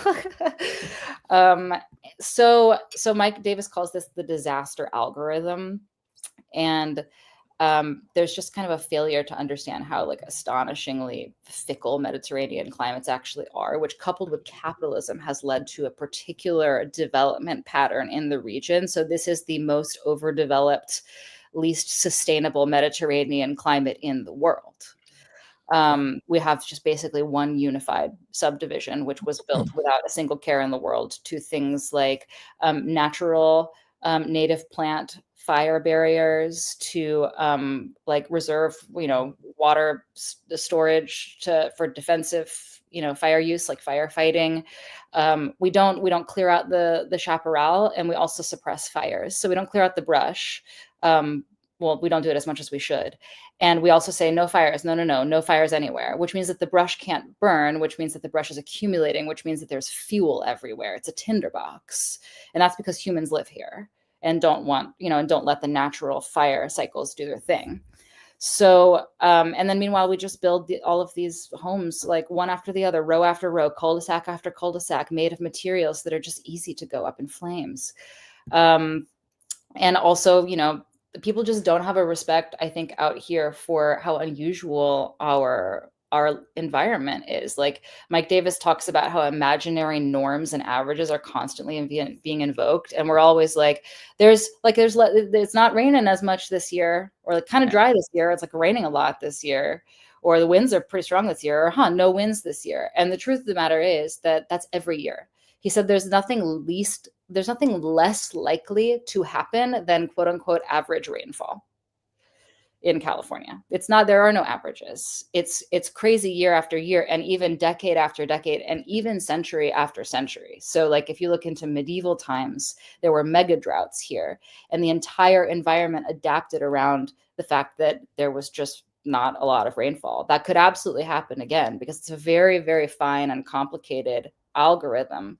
So we've built this place that's meant to, exist for humans, and we haven't been building it in view of the peculiarity and fickleness of the environment that we're in. We've also been building on a really short timeline. He wrote, if there has been one single fatal flaw in the design of Southern California as a civilization, it has been the decision to base the safety of present and future generations almost entirely upon short-sighted extrapolations from the disaster record of the past half century.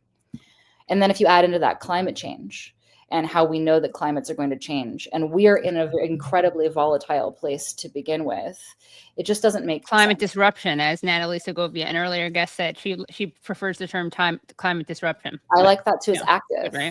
Absolutely, yeah, exactly, and it doesn't sound natural and inevitable. 100%. So yeah, I also wanted to I just want to say at the end of this that okay, so people live here though. So everything that I just said about how it doesn't make sense to live here, that doesn't matter. We live here. Josh lives here. I live here. I like living here. We're going to stay here. People are going to stay here. So what do we have to do? Josh is like, oh yeah, I forgot. Josh, you're trying to go to Ireland. Is that right? Somewhere. We're thinking about it. Wow. He's got plans. The man's on the move. Okay. So I'm staying here for whatever reasons. Hard to say. And how do we actually deal with it? I mean, we can't scrap the whole thing and start over, though that would be probably the best thing to do. But what we have to do is get out of a mindset of austerity and privatization, because the big problem is that the planning and development of this whole region has been plotted according to who has the money, who has the capital, who builds stuff, who has the money to buy it, where there's a good spot to buy and build. It's just pure supply and demand. It's just the pure workings of commerce, and not rational decisions. Go ahead, Josh. I have a question for you, because I'm sort of, what are your thoughts watching this happen? The number of, first of all, I want to say one of the frustrating things is the way that this is being portrayed to the world is that it is just rich dickheads living in the hills who work in the movie industry. Which, at least I'm a dickhead living in the hills. I don't know if I'm rich, but there's an awful lot of poor working people. I mean, it's Altadena is not Beverly Hills, folks, and it's not very white, right? Yeah. And but that aside, the fact that there are an extraordinary number of extremely wealthy people, Pacific Palisades is a very, very, very wealthy area. There's a lot of people there who have lost their homes. Their insurance is for sure going to default. Companies are going to go bankrupt. this is going to radicalize some people. I think some of those people, Yeah. and I think some of them might be radicalized in the right direction. Do you think I'm being optimistic there? No, I think that's possible. Let's put it this way. People in wealthy enclaves in Southern California are very resistant to progressive taxation efforts. Right. At this particular moment, do we think that if you polled them and asked them, would they be willing to pay higher taxes for better public services and better, interventions, like planning interventions, firefighting, like budgets, like all of the things that we need to do to get prepared for the next disaster? Do you think they'd be willing to say yes? Yeah, I think that they would. It's well, a it should be noted. price Everybody to mentioned this. They're in the middle of negotiating the next budget in this city, so this is a good time for those people and anybody to pick up the phone and harangue your representatives. I mean, the thing is, like, we can't scrap this whole place and start over, but we can actually do a lot of things that will make it it doesn't have to be like this every single time, and what it takes is money. It takes money. And guess what? We have it. California is the 5th largest economy in the world. The total amount of private wealth held in Los Angeles County is like $30 trillion. It's larger than most countries. We have the money here. It's within the borders of our county. It requires progressive taxation and redistribution and public funding in public services, public intervention, public planning. We need to use our public money to keep ourselves safe. Basically, if we want to keep living here, if we want to keep living in Los Angeles, we have to pay for the privilege, or especially the wealthy have to pay for the privilege. Like, we all have to pitch in according to what we can in order to ensure that we get to stay here. And I like it here. So I'm a fan of this idea. Now, I want to also add to your point about Altadena. Yeah, like, to the West Side point, the Palisades point, I want to say that when this happened and when there were floods out there in like the 90s, there was some LA Times writer who speculated like maybe God is punishing us for making all those dirty movies. Oh yeah. I think we should consider that. Yeah, definitely. Definitely worth bearing in mind. Yeah.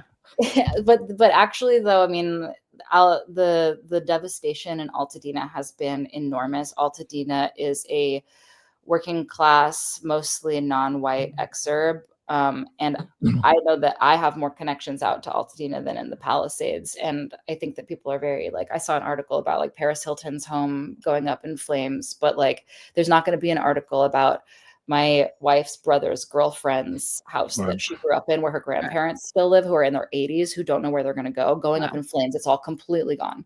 And she can't afford just to buy another one. No, she can't afford to buy another one, and she's in her 80s. Like, what are they going to do?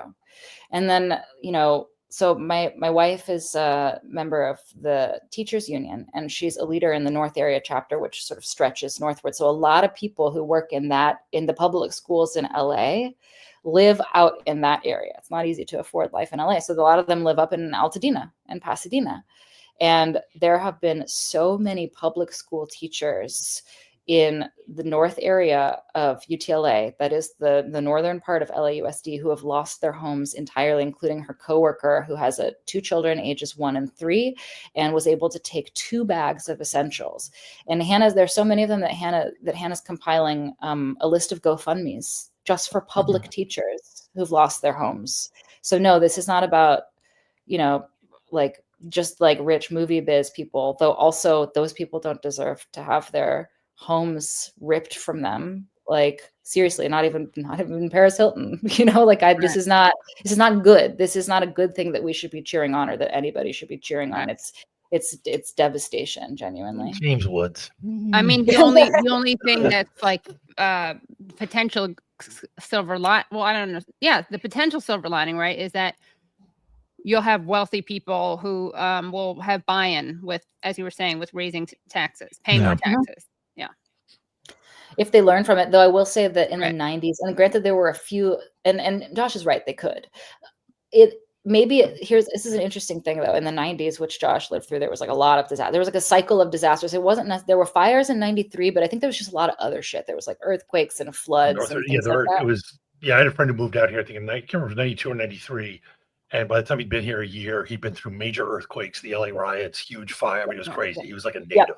Yeah, it was like a mega disaster cycle, which is also to Mike Davis's point about how it's not stable year after year. It's not even stable decade after decade. It's not even stable half century after half century. Like you have to go deep into the climate science and the geography and the geology and the, ecology to understand what's happening here and what's likely to happen. Anyway, so 500,000 people left the city in the 90s, most of them rich. It was like a white flight thing, a kind of belated white flight thing.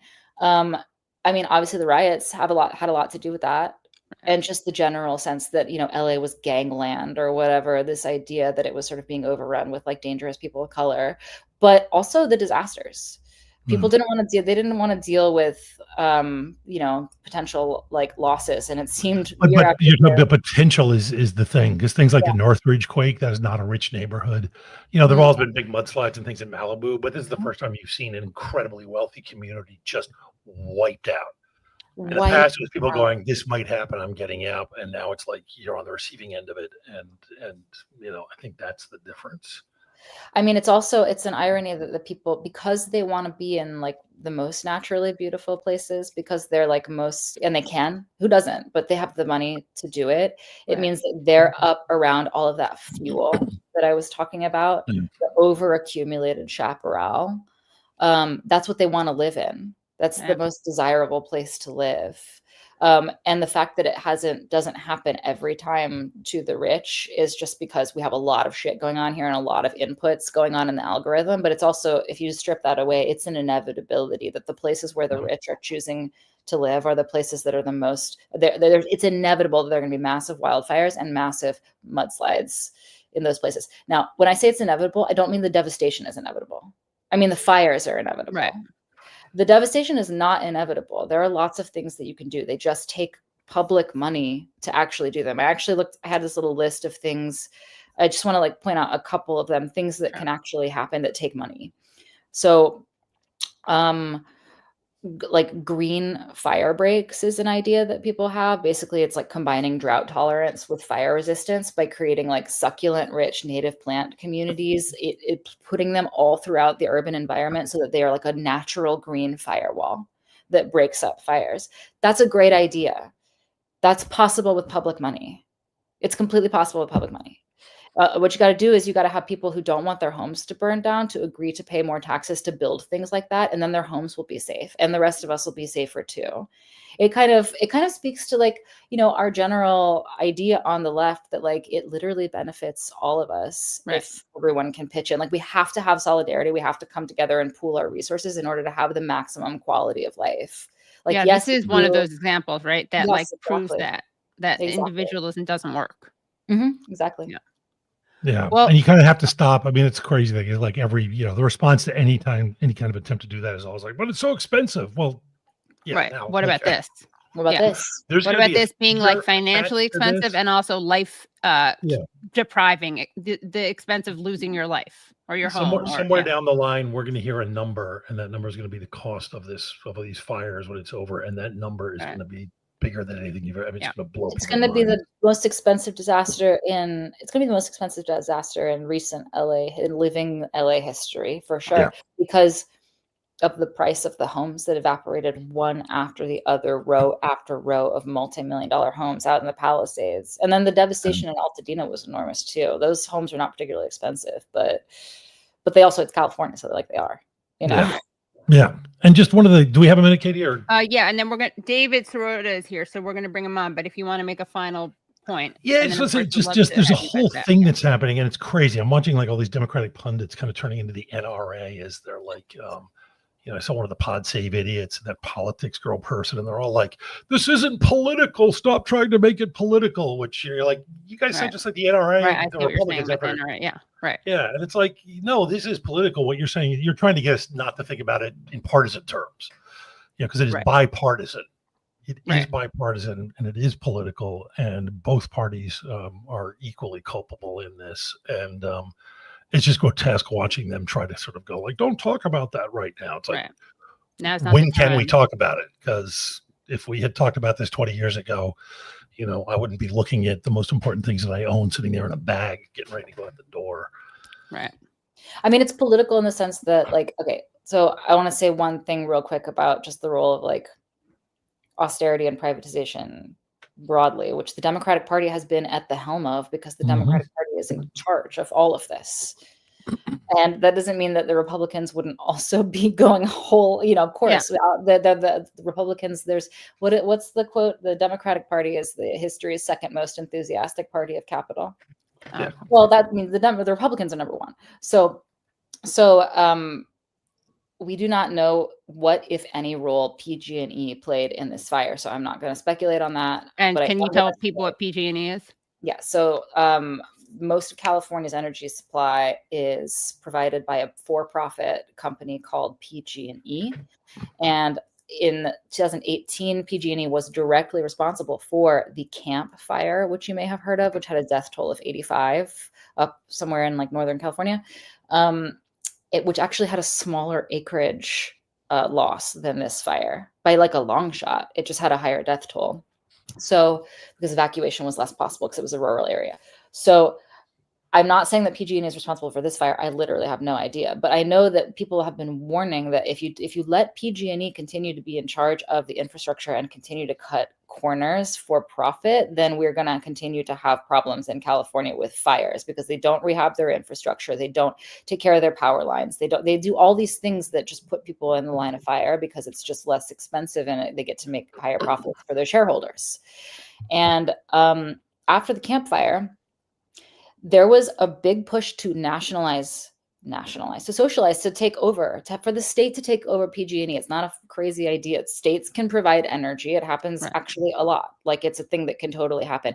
And this was really legitimized because of that disaster, with even at that time sitting Congressman Ro Khanna was calling for a state takeover of PG&E. This was not like a fringe, crazy, radical idea. People were really mad and they were like, that's it, you're done. Well, California, which means the Democratic Party in California, decided instead to just wag their finger and impose fines and regulations. Now, I have no idea if PG&E had anything to do with this fire, but it's definitely going to have something to do with another fire. And this is an example of how the Democratic Party in California doesn't go out of its way to do something that would upset donors, that would upset rich people, but would actually ensure the safety of all people. Like, if we had political leadership that was really, really dedicated to safety instead of sort of a split allegiance, also dedicated to preserving the profits and the private wealth of wealthy people in the state, then we would all be safer. So yeah, it's political in that sense. Yeah. Well, thank you both so much for coming on. We'll link to your various endeavors. And as always, great to hear from both of you. Yeah, so good to come on. Good to see you guys. Yeah. Thank you. 10 years, Meagan. Okay, thanks so much. And we're going to bring on our last guest, but certainly not least. And that is none other than David Sirota, who is, as people probably know, an award-winning journalist and best-selling author living in Denver, Colorado. He was nominated for an Academy Award for his work helping Adam McKay create the story for the blockbuster film Don't Look Up, and he is founder and editor of The Lever. Welcome, David. Hey, Katie. How you doing? Good, thanks. You? Good. So what is the major takeaway from what is happening right now, and how is this a question of policy as opposed to just natural disaster, which is, what we're seeing from most of the media coverage? Well, I think that the takeaway is that this was entirely predictable, but that also that we have to recognize it for what it is, which is it's something different. It's an escalation. I mean, this is an urban wildfire, and I think we actually have to process that as something new, at least new in the last 150 years. I mean, there have been fires in cities in the past 150 years, but you really have to go all the way back to the Great Chicago Fire of 1871 to really understand what we're now dealing with. And so I think that is new, and that's what makes this stand out, I think, from past fires. I mean, I'm talking to you from Denver, Colorado. Only a few years ago, there was the Boulder Fire, which was a huge fire for our state, our community. But the Boulder fire was in many ways a suburban, or at least in the wildland urban interface area. The fire breaching into a more densely populated area in California, that's something new and different and should terrify everybody, in the sense that we are back to an era where I think we have to be really afraid of, mindful, and preparing for fire in a way that I think our culture and our society has forgotten how to do. I mean, I can remember my own grandparents having somewhat of a fear of fire because they came from the old country where 100 years ago, where fires were seen as a real threat in daily life. And I think for generations we've kind of forgotten that. In some ways, there's a silver lining to forgetting that, as we forgot it because we figured out how to deal with it as a society. I'm so sorry, David. Is there any way you could raise the gain on your microphone a little bit? Oh, sure. I think that it's a little low. Sure. Here, how's that? Better? Yes. Right. Yeah. Okay. That's a lot better. Thank you. Okay. Yeah. No problem. So I think I think that we have to internalize the idea that fire is back in our cities and in our suburbs, and not just in Los Angeles, but in so many other places. So I think that's that's one of the things that's different about this, and I think clearly we have not made choices as a society and a culture to prepare for that, knowing that that's the threat. I mean, there's two sets of issues here. There's what are we doing to prevent fires generally vis-a-vis the climate crisis? And then what are we doing to protect against the fire danger that is now baked in? And I think California offers an example of, and frankly, it always kind of has, living in ecologically potentially not fully sustainable areas has always been California's brand, right? Since when they built LA in the first place, Southern California. So Southern California has always been kind of living on the edge.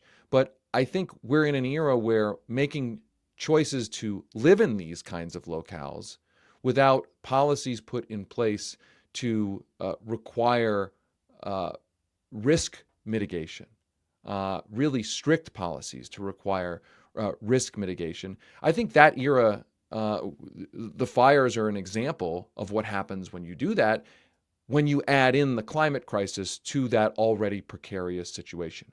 I guess the short way of putting it is, if you're going to build a city in Southern California, with or without the climate crisis, it's going to come with some peril in terms of water, in terms of forest management, in terms of fire dangers, the Santa Ana winds. But if you're then going to have that city exist knowing the climate crisis is incoming and is going to exacerbate the situation, and you're not going to put in place policies that really require a build out of real protection, you end up becoming a sitting duck to something like this. And I'm not obviously saying that this was completely inevitable. I mean, I think there's a confluence of a lot of things that happened here, a kind of perfect storm. But I think it's a wake-up call that many communities like Southern California exist, whether it's floods, fires, hurricanes. Many communities exist in areas that we know are susceptible to these kinds of dangers in the era of climate change. And it doesn't seem like we have yet taken seriously the idea that if these communities are going to exist there, that we need to, at minimum, separate from stopping the climate crisis when it comes to emissions and the like, which I obviously support, but we need to, at minimum, harden these areas and take seriously the kinds of things we need to do to prevent the inevitable disasters from getting completely out of control. Right. So I actually want to bring something up, and this is not about like a social media war, but I think this exchange kind of captures an important analysis. You tweeted out Sorry, let me just capture this. Where is this? You tweeted out the city of Los Angeles is a raging inferno. Less than 3 years after a bunch of elite pundits and film critics insisted "Don't Look Up" was too heavy-handed and too unsubtle about the climate crisis. And of course, you helped create "Don't Look Up." You tweeted it out.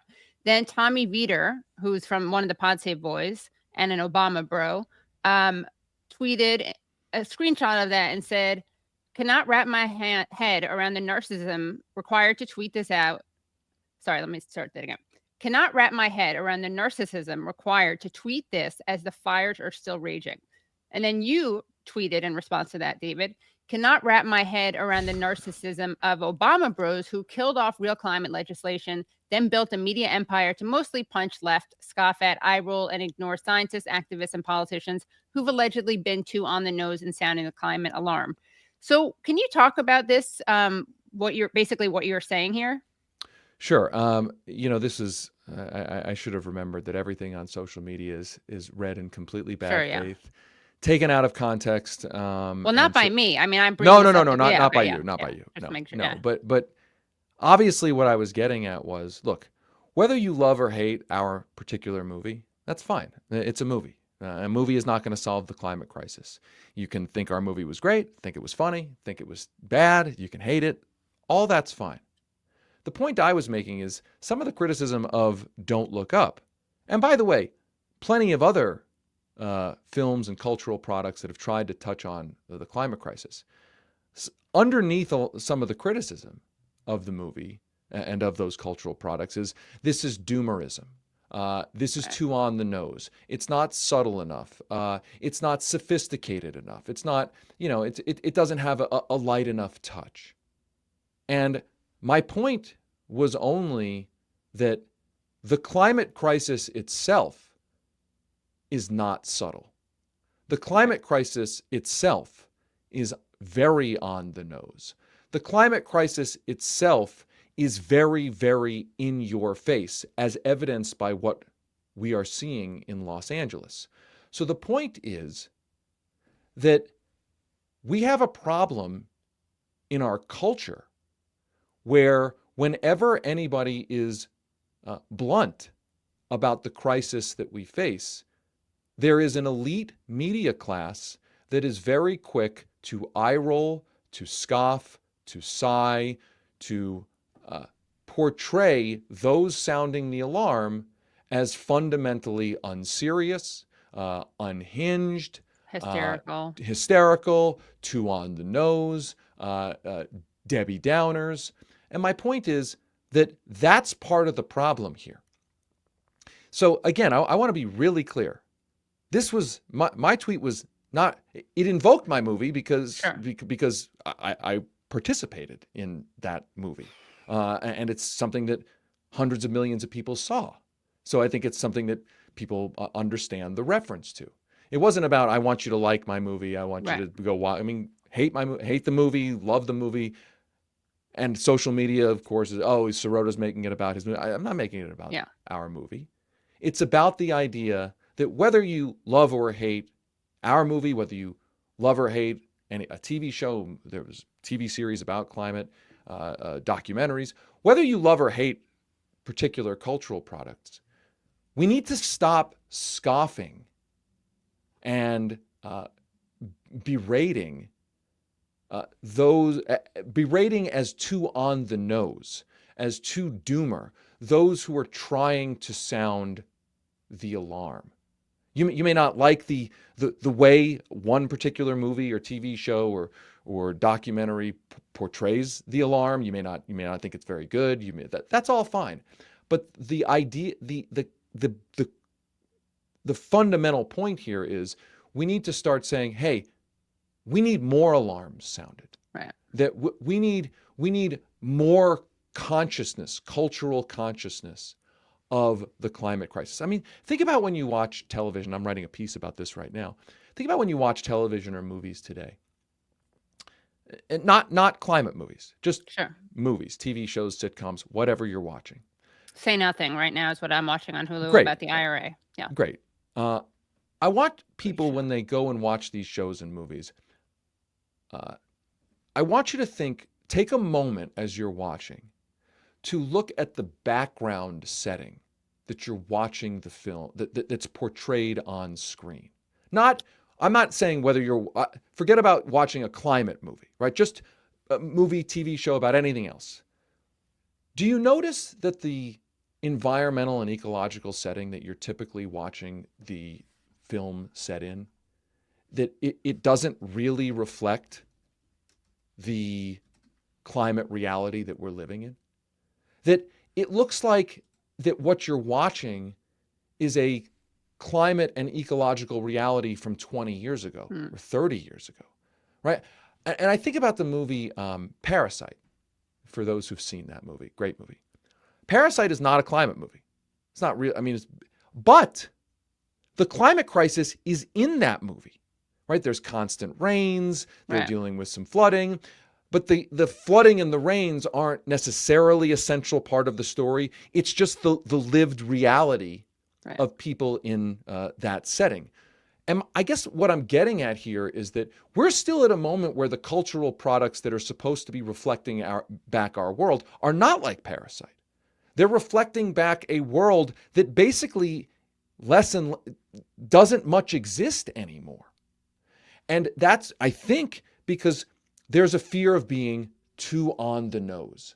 There's a fear of being, oh, you're being a doomer. There's a fear of reminding people of the reality in front of us. And my view is, even though, look, when I watch sitcoms and whatever, I don't want, doomerism, not doomerism, but I don't want, things that remind me of sad situations shoved in my face. But I also do want a reflection of reality.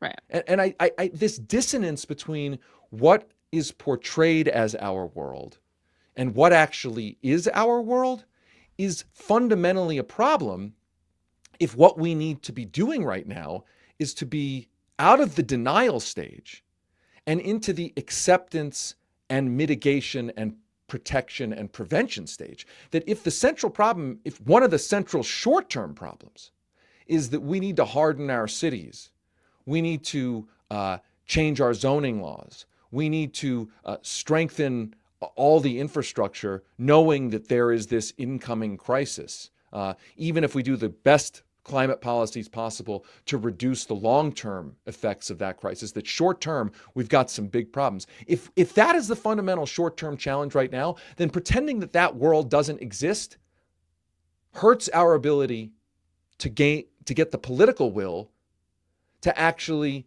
do what we need to do, not just right now. We need to have done it yesterday. So we need to do it immediately. Well, I guess, what makes this so, I think, interesting also is there's that side of it, right? But what about the other side of it, which is the role of Obama and the Obama bros in this disaster that we're currently experiencing? Well, look. Could you speak to that? Yeah, for sure. This is a sad story. The Obama administration did not take seriously at the level it needed to be taken seriously the climate crisis. And to be clear, obviously neither did the Bush administration. Right. Two oil guys running climate policy. Right. So, but I think there's this clip that's online that you can find. It was actually in 2018, which actually makes it so much worse. It's so much worse that it was 2018. It's worse because it's so recent. This is, it's one thing to look back in the early 2000s. I worked in Montana politics. I worked in, right. I wasn't 100% right. I've written a couple things way back 25 years ago about, different ideas and, can we have an all of the above energy policy? That was 25 years ago. Right. You could argue there was some confusion. How do we move forward? 2018, there's no confusion, right? 2018, we're like, inconvenient truth has been made. There should be a full awareness of the fact that we have a much bigger emergency on our hands than many people understood, right? In 2018, Barack Obama was in Houston and bragged to it doesn't sound like I'm making this up. I want people to go look at it. Yeah, we'll cut it in later. Yeah. Yeah, Barack Obama was in front of an audience in Houston and said essentially the record production of oil and gas happened under my term. That was me, people. And he was bragging about this. And that wasn't an anomaly. It wasn't a mea culpa. It was a it was bragging. Yeah. And the thing is that you can go look back during his administration when he did a campaign event in Oklahoma bragging about this. So this wasn't out of character. And we could go through the policies that Obama did that were terrible for the climate. And to be clear, signing the Paris Accords, that it wasn't all 100% bad. That there were some good things, certainly better than some things better than the Bush administration for sure. So let's be painting a somewhat nuanced picture. But I think the point is that the Obama years, when he had a giant mandate for change, when he had massive congressional majorities, and they backed off, for instance, cap and trade. Again, not perfect, but they had a chance to do it. The Obama administration backed off it. The Democrats in Congress also helped kill it. The point is that the Obama administration, the people around Barack Obama, the people who have used their Obama administration experience to then build a media empire to punch essentially the left sort of generally and marginalize the left to a liberal audience. Those people all have significant culpability in the climate crisis we're now living through. The Pod Save America guys should be apologizing to the world for what they participated in the Obama administration that helped create the crisis we're now in, at the admission of Barack Obama himself in 2018. And the reason to remind folks of this is, in my view, if people are not held accountable, and I don't mean like throwing them in jail or whatever, I'm saying if we're not aware of what decisions were made and who participated in creating the reality that we're in right now, it creates the conditions for continuing to repeat that behavior. We need to hold accountable and understand what brought us to this situation. And the people who participated in that should be saying, hey, we got it wrong. We understand that what we participated in was wrong and bad, and having learned that, we need to do new things, as opposed to pretending none of that happened. Now, again, we live in a goldfish culture where we forget our world every 15 minutes. I happen to have a photographic memory for things that I detest and am sad about. It's sort of a curse. But I guess the point is, we can't allow that to happen again. And I think that what we need to be doing is saying, here are the mistakes that we made. We must never make these mistakes again, or the Los Angeles fires are not a turning point. They end up being the first of a gateway into that being a new reality. And I don't think anybody wants that. Right. Really quickly, David, because I know you have a ton of work to do. If you could just summarize, like, what needs to, I guess, what the failures are and what needs to happen. Like, what is the evidence for the fact that this wasn't inevitable, and what are the things that need to be done to moving forward? Look, fires in Southern California are essentially inevitable. Fires have been in Southern California for as long as Southern California has been around. So that is inevitable. Right. Now, an urban fire in Southern California is not inevitable. I think, broadly speaking, there needs to be a conversation about much stricter building codes. There needs to be a conversation about insurance mandates requiring stronger construction codes, retrofitting.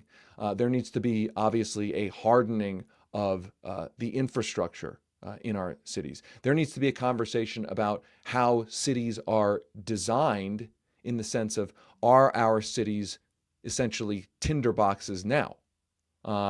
How we build new homes, how homes currently existing, how they are essentially fuel for fire, how they can be fireproofed. These seem like boring things, and they're certainly technical, but these are doable things. This is all not only doable, the retrofitting side is a job creator, right? I mean, we could create a whole new industry right now if we think about how do we incentivize this? How do we reward this? How do we make sure insurance companies, for instance, give rebates to property owners who make the investments to fireproof their properties? Right now, a lot of that isn't basically happening at all. Obviously, longer term, getting off of fossil fuels. And to be clear, there is some good news on this. I mean, we reported this week, there were 98 days last year in which California ran 100% on renewable energy, and electricity rates did not rise individually, this doesn't necessarily hold, but across the board, the average electricity rates in California did not rise from that transition. So these are really positive steps. The renewable energy build out is going faster than a lot of people expected. So I am not a doomer about the prospects for dealing with the energy side of this more quickly than we even thought. But there's a pushback to it. I mean, this week we also learned Oklahoma is considering trying to essentially ban renewable energy.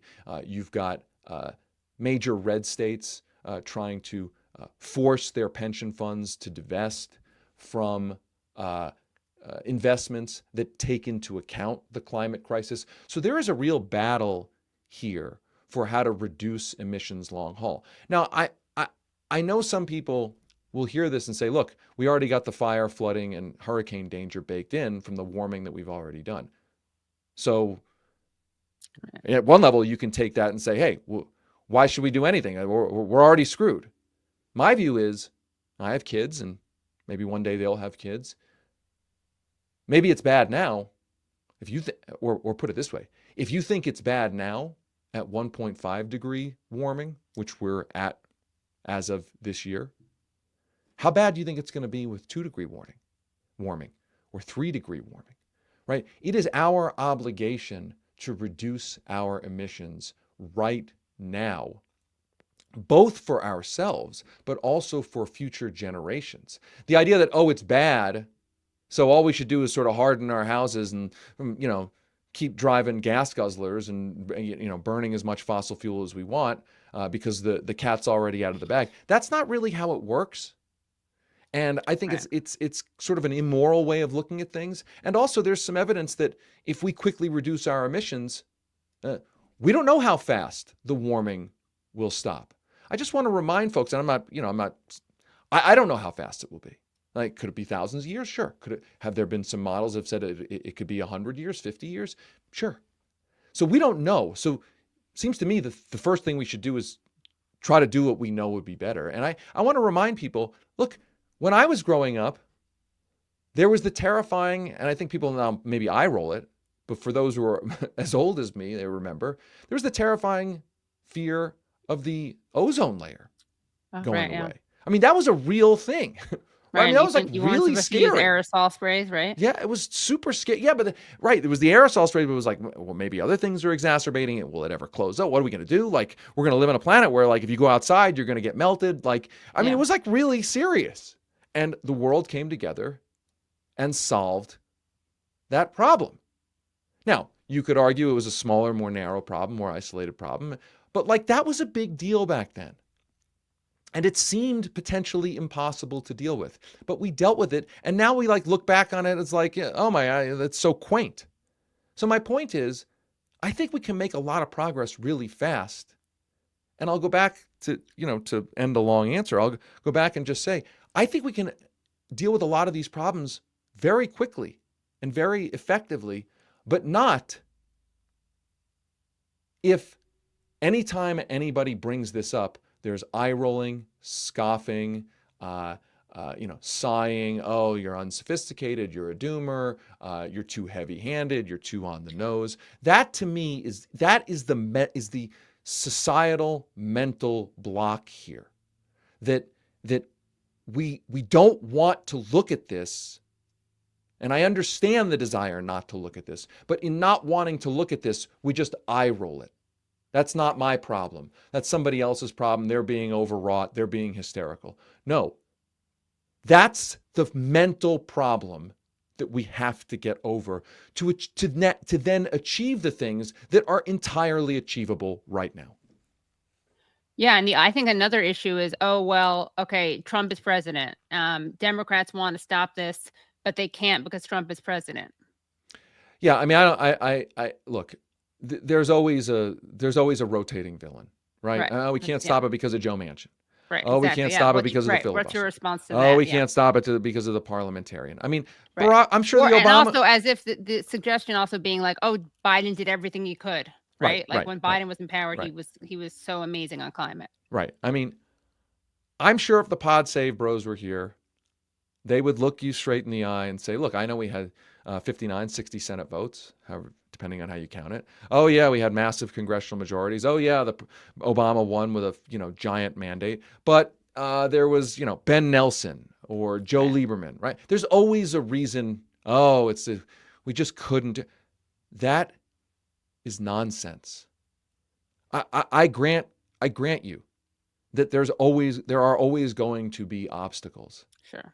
But the Democratic Party treats power as something to conserve and hoard. They treat holding office as a trophy rather than a job.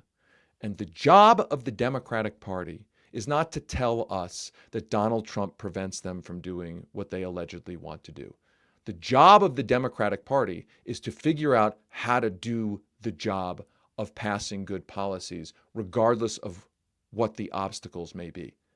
This idea that we as voters, as citizens, have to be specialists in how the hell Chuck Schumer negotiates with the parliamentarian is a bunch of nonsense. The job of Chuck Schumer, the job of Joe Biden, the job of the Democratic leaders in Congress, they have one job. Their job is to be the experts in getting done the promises that they made. That's their job.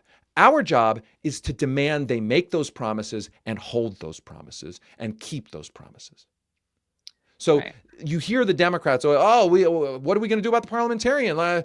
And you hear their sycophants say, Obama couldn't have done anything because of this senator. That's nonsense. That's Stockholm syndrome. The correct, in my view, attitude is we elected these people. They've been given great power. With great power comes great responsibility. The one responsibility they have is to fulfill the promises they made to the voters and figure out, with their giant amount of staff and resources, figure out how to deal with the obstacles they face. That's their job. Yeah, and perfect. You retweeted Ro Khanna, and we addressed this on Useful Idiots this week. But the story about the NLRB was just a perfect example of how Democrats always pretend to be incompetent, but it's really or powerless, but it's actually like an unwillingness. Yeah, well, and the reason they pretend to be powerless is because they rely on the fact, or they rely on the assumption that their core supporters will believe them. I mean, the idea that, I just think about it in my life. If somebody makes a promise to me and knowing what the obstacles are going to be, and then I come back to them and say, hey, what's up with that promise? What's up with that deal that we made? Right? It's a deal. I give you my vote. You make promises. I give you my vote.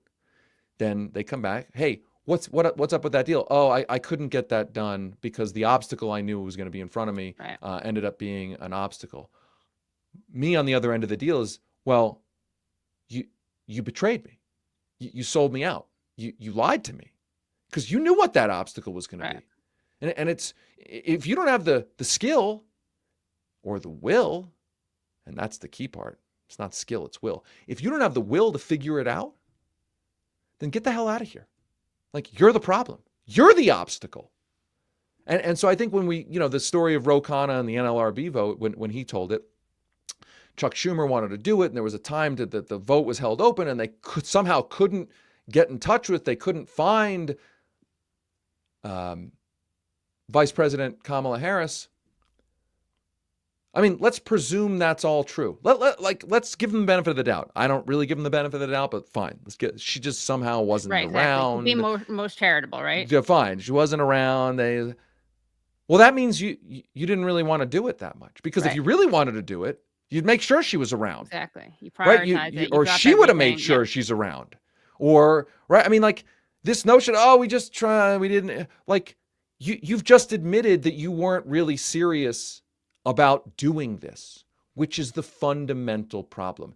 And the people who buy the idea that, they tried, but they just, this and that happened, the Democratic Party relies on people saying, it's okay, they tried.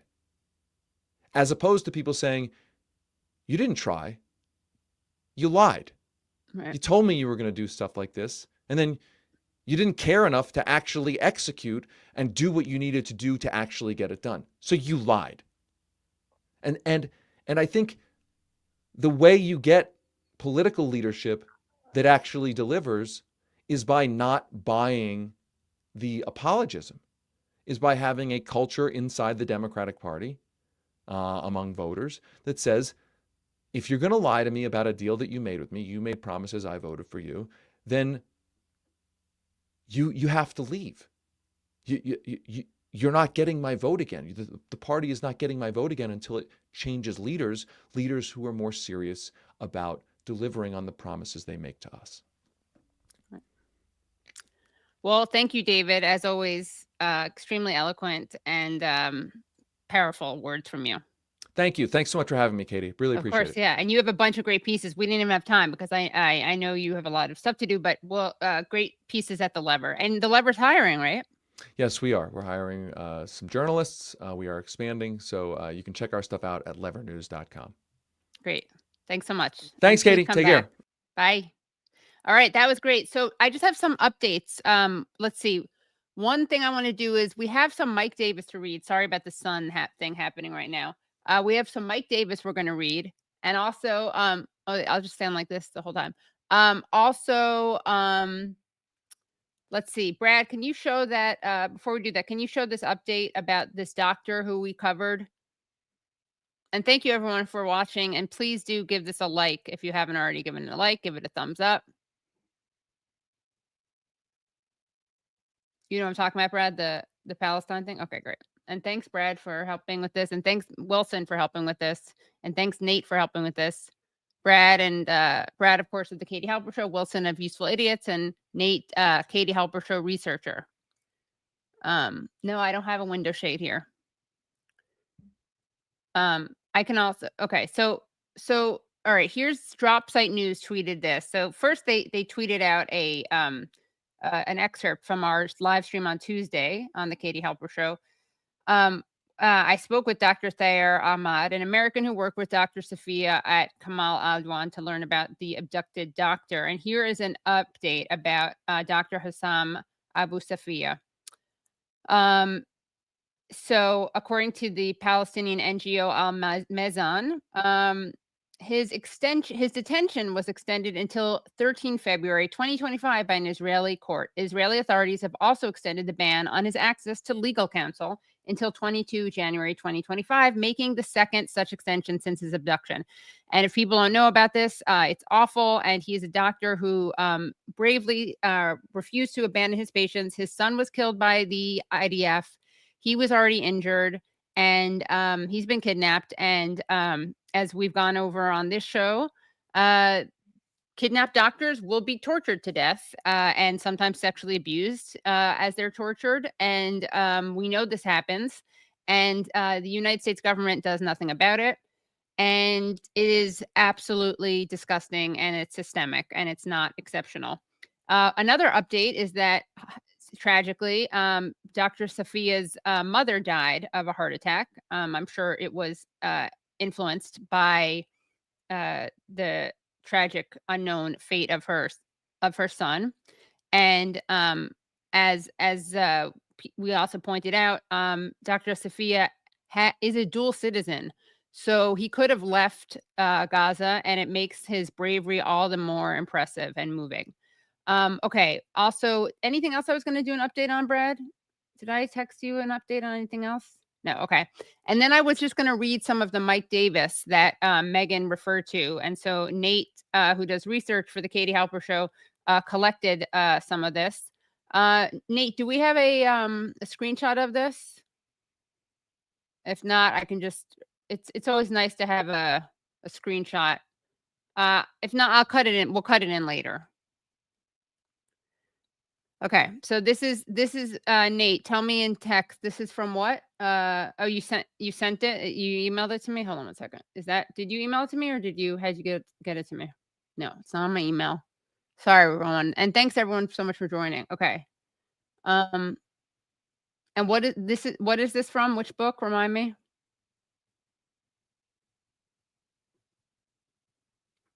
Brad, do you mind putting this in? And then we'll finish up by watching the Obama clip.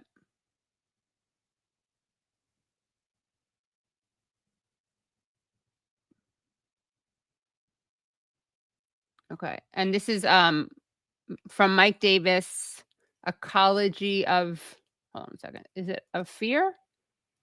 Sorry.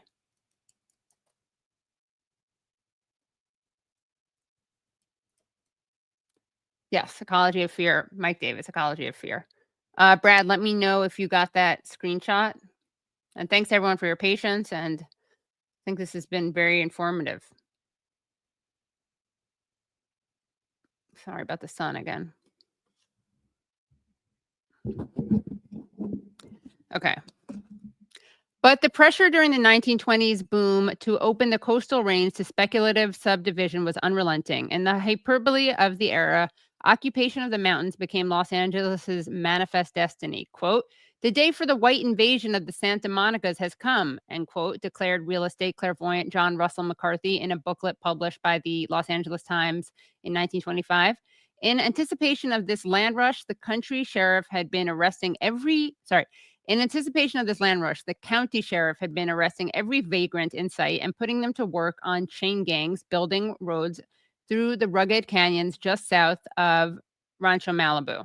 Radical critics at the time denounced the system as deliberate real estate graft meant only to enhance land values in mountain districts which the population of the city does not even know exists. Okay, thank you. Now, final thing is, Brad, should we show that Obama video that David was mentioning? Might as well, right? Okay. Sure. And I just wanted to say, Katie, I know we've talked a lot about lighting since we've been filming, and I appreciate the very contrasty thing, but it might be a little bit overdone in this instance. Right. What are you? Oh, you're joking? As if I'm pretending? Oh, sorry. Yeah, Okay, got it. I'm giving you a hard time. I got it. Yeah. So you want to play the Obama clip? Yes, please. And I like this comment. I miss these kind of marathon Katie live streams to bring back memories of 2020. Yeah, remember? Just shy of 8 hours was the record, I believe. Was the record, yeah. Yeah. All right, here we go. And I really got to go to the bathroom. So then we gotta because, look, I know, I know we're an oil country, and we need American energy, and by the way, American energy production. You wouldn't always know it, but it went up every year I was president.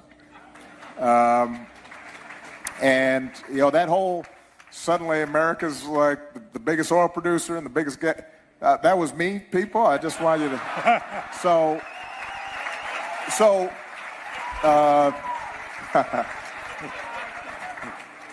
it's a little like sometimes you go to Wall Street and folks will be grumbling about anti-business. I said, have you checked where your stocks were when I came in office and where they are now?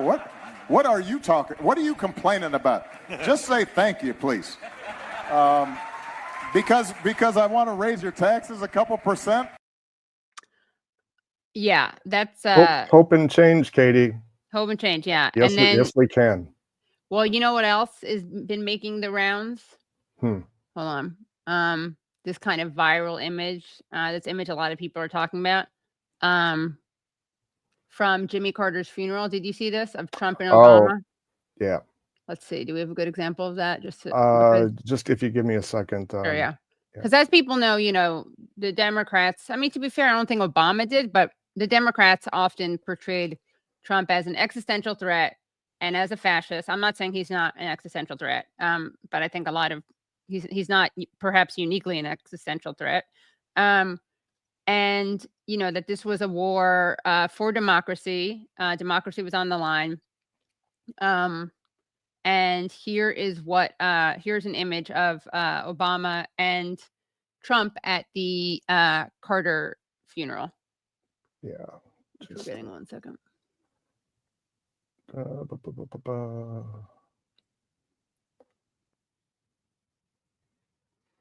Oh, it's just trying to find a, okay. Here.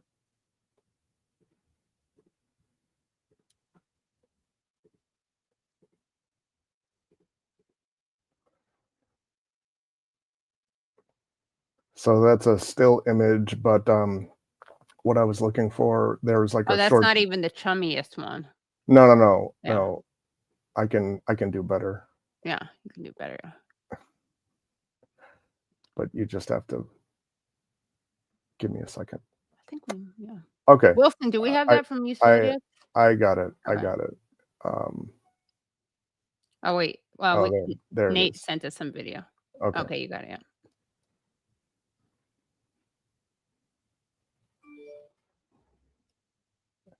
And Bush dyeing his hair. Huh. I would assume. Bush, you can't see him there, can you? Yeah, it's at the end. Okay, got it. Oh, I didn't see you were playing. Sorry, it's another window. Okay. See, I'm like, dude, no way his hair is not pure white. Maybe it is. I don't know.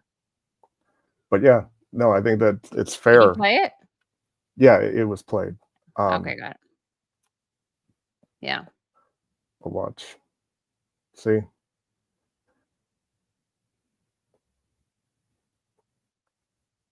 Kind of reminds me of like that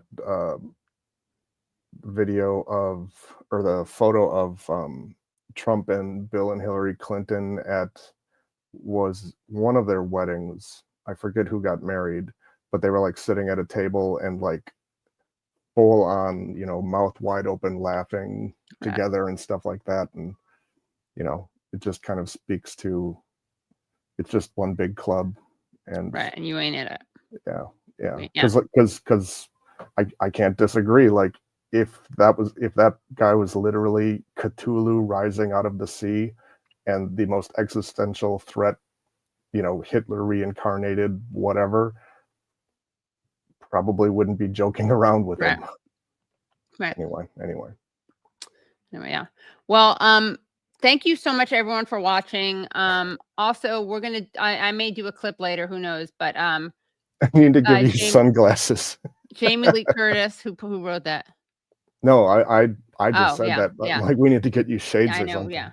Jamie Lee Curtis is trending for comments she made about Gaza and California, and we did at the Katie Halper show do a clip on a very interesting post by her. So we may make a little clip out of this for later. Wow, but so she did it again? Well, she compared what was happening in California to Gaza. Oh my God. Yeah. Wow. Okay, well, everyone, thank you so much for coming by. This is really great. If you haven't already liked this, please do like it. If you're watching it live, if you're watching it later, this is a great way to get, speaking of the podcast bros, we got to beat them and the algorithm. Thank you, Matt Wilson. Thank you, Brad. Thank you, Nate. Thank you, Phantom is Fantas, for the clips. And we will see you, let's see, Monday morning. We'll see you Monday morning. Useful Idiots, we'll see you Monday morning at 10 a.m. Monday. And then the Katie Halper Show, we'll see you Tuesday night at 7 p.m. And the guests on the Katie Halper Show are going to be Muin Rabbani and Yaakov Shapiro. It's going to be fascinating. And we're going to talk about, Yaakov and I are going to talk about some misunderstandings of the different, I guess we're going to talk about the difference between Judaism and Zionism, which some people, unfortunately, are conflating. And it's not just Israel, because we know that they do that for a living, but it's also people who claim to be anti-Zionist. And you can be anti-Zionist without being anti-Judaism. And I'm not a religious person, so I have no skin in the game. But I do want to say, every time an anti-Zionist makes this about the Talmud, they are doing Israel's bidding, because that's great propaganda. Because Israel wants nothing more than to be able to say that people who are critical of Israel's apartheid, occupation, and genocide are actually against Judaism or Jews. So keep it up. I mean, as long as you're getting paid by Israel, keep it up. All right. Thanks, everyone. See you next week. Bye. Okay, I'm down. You got limits, man. You got limits, man.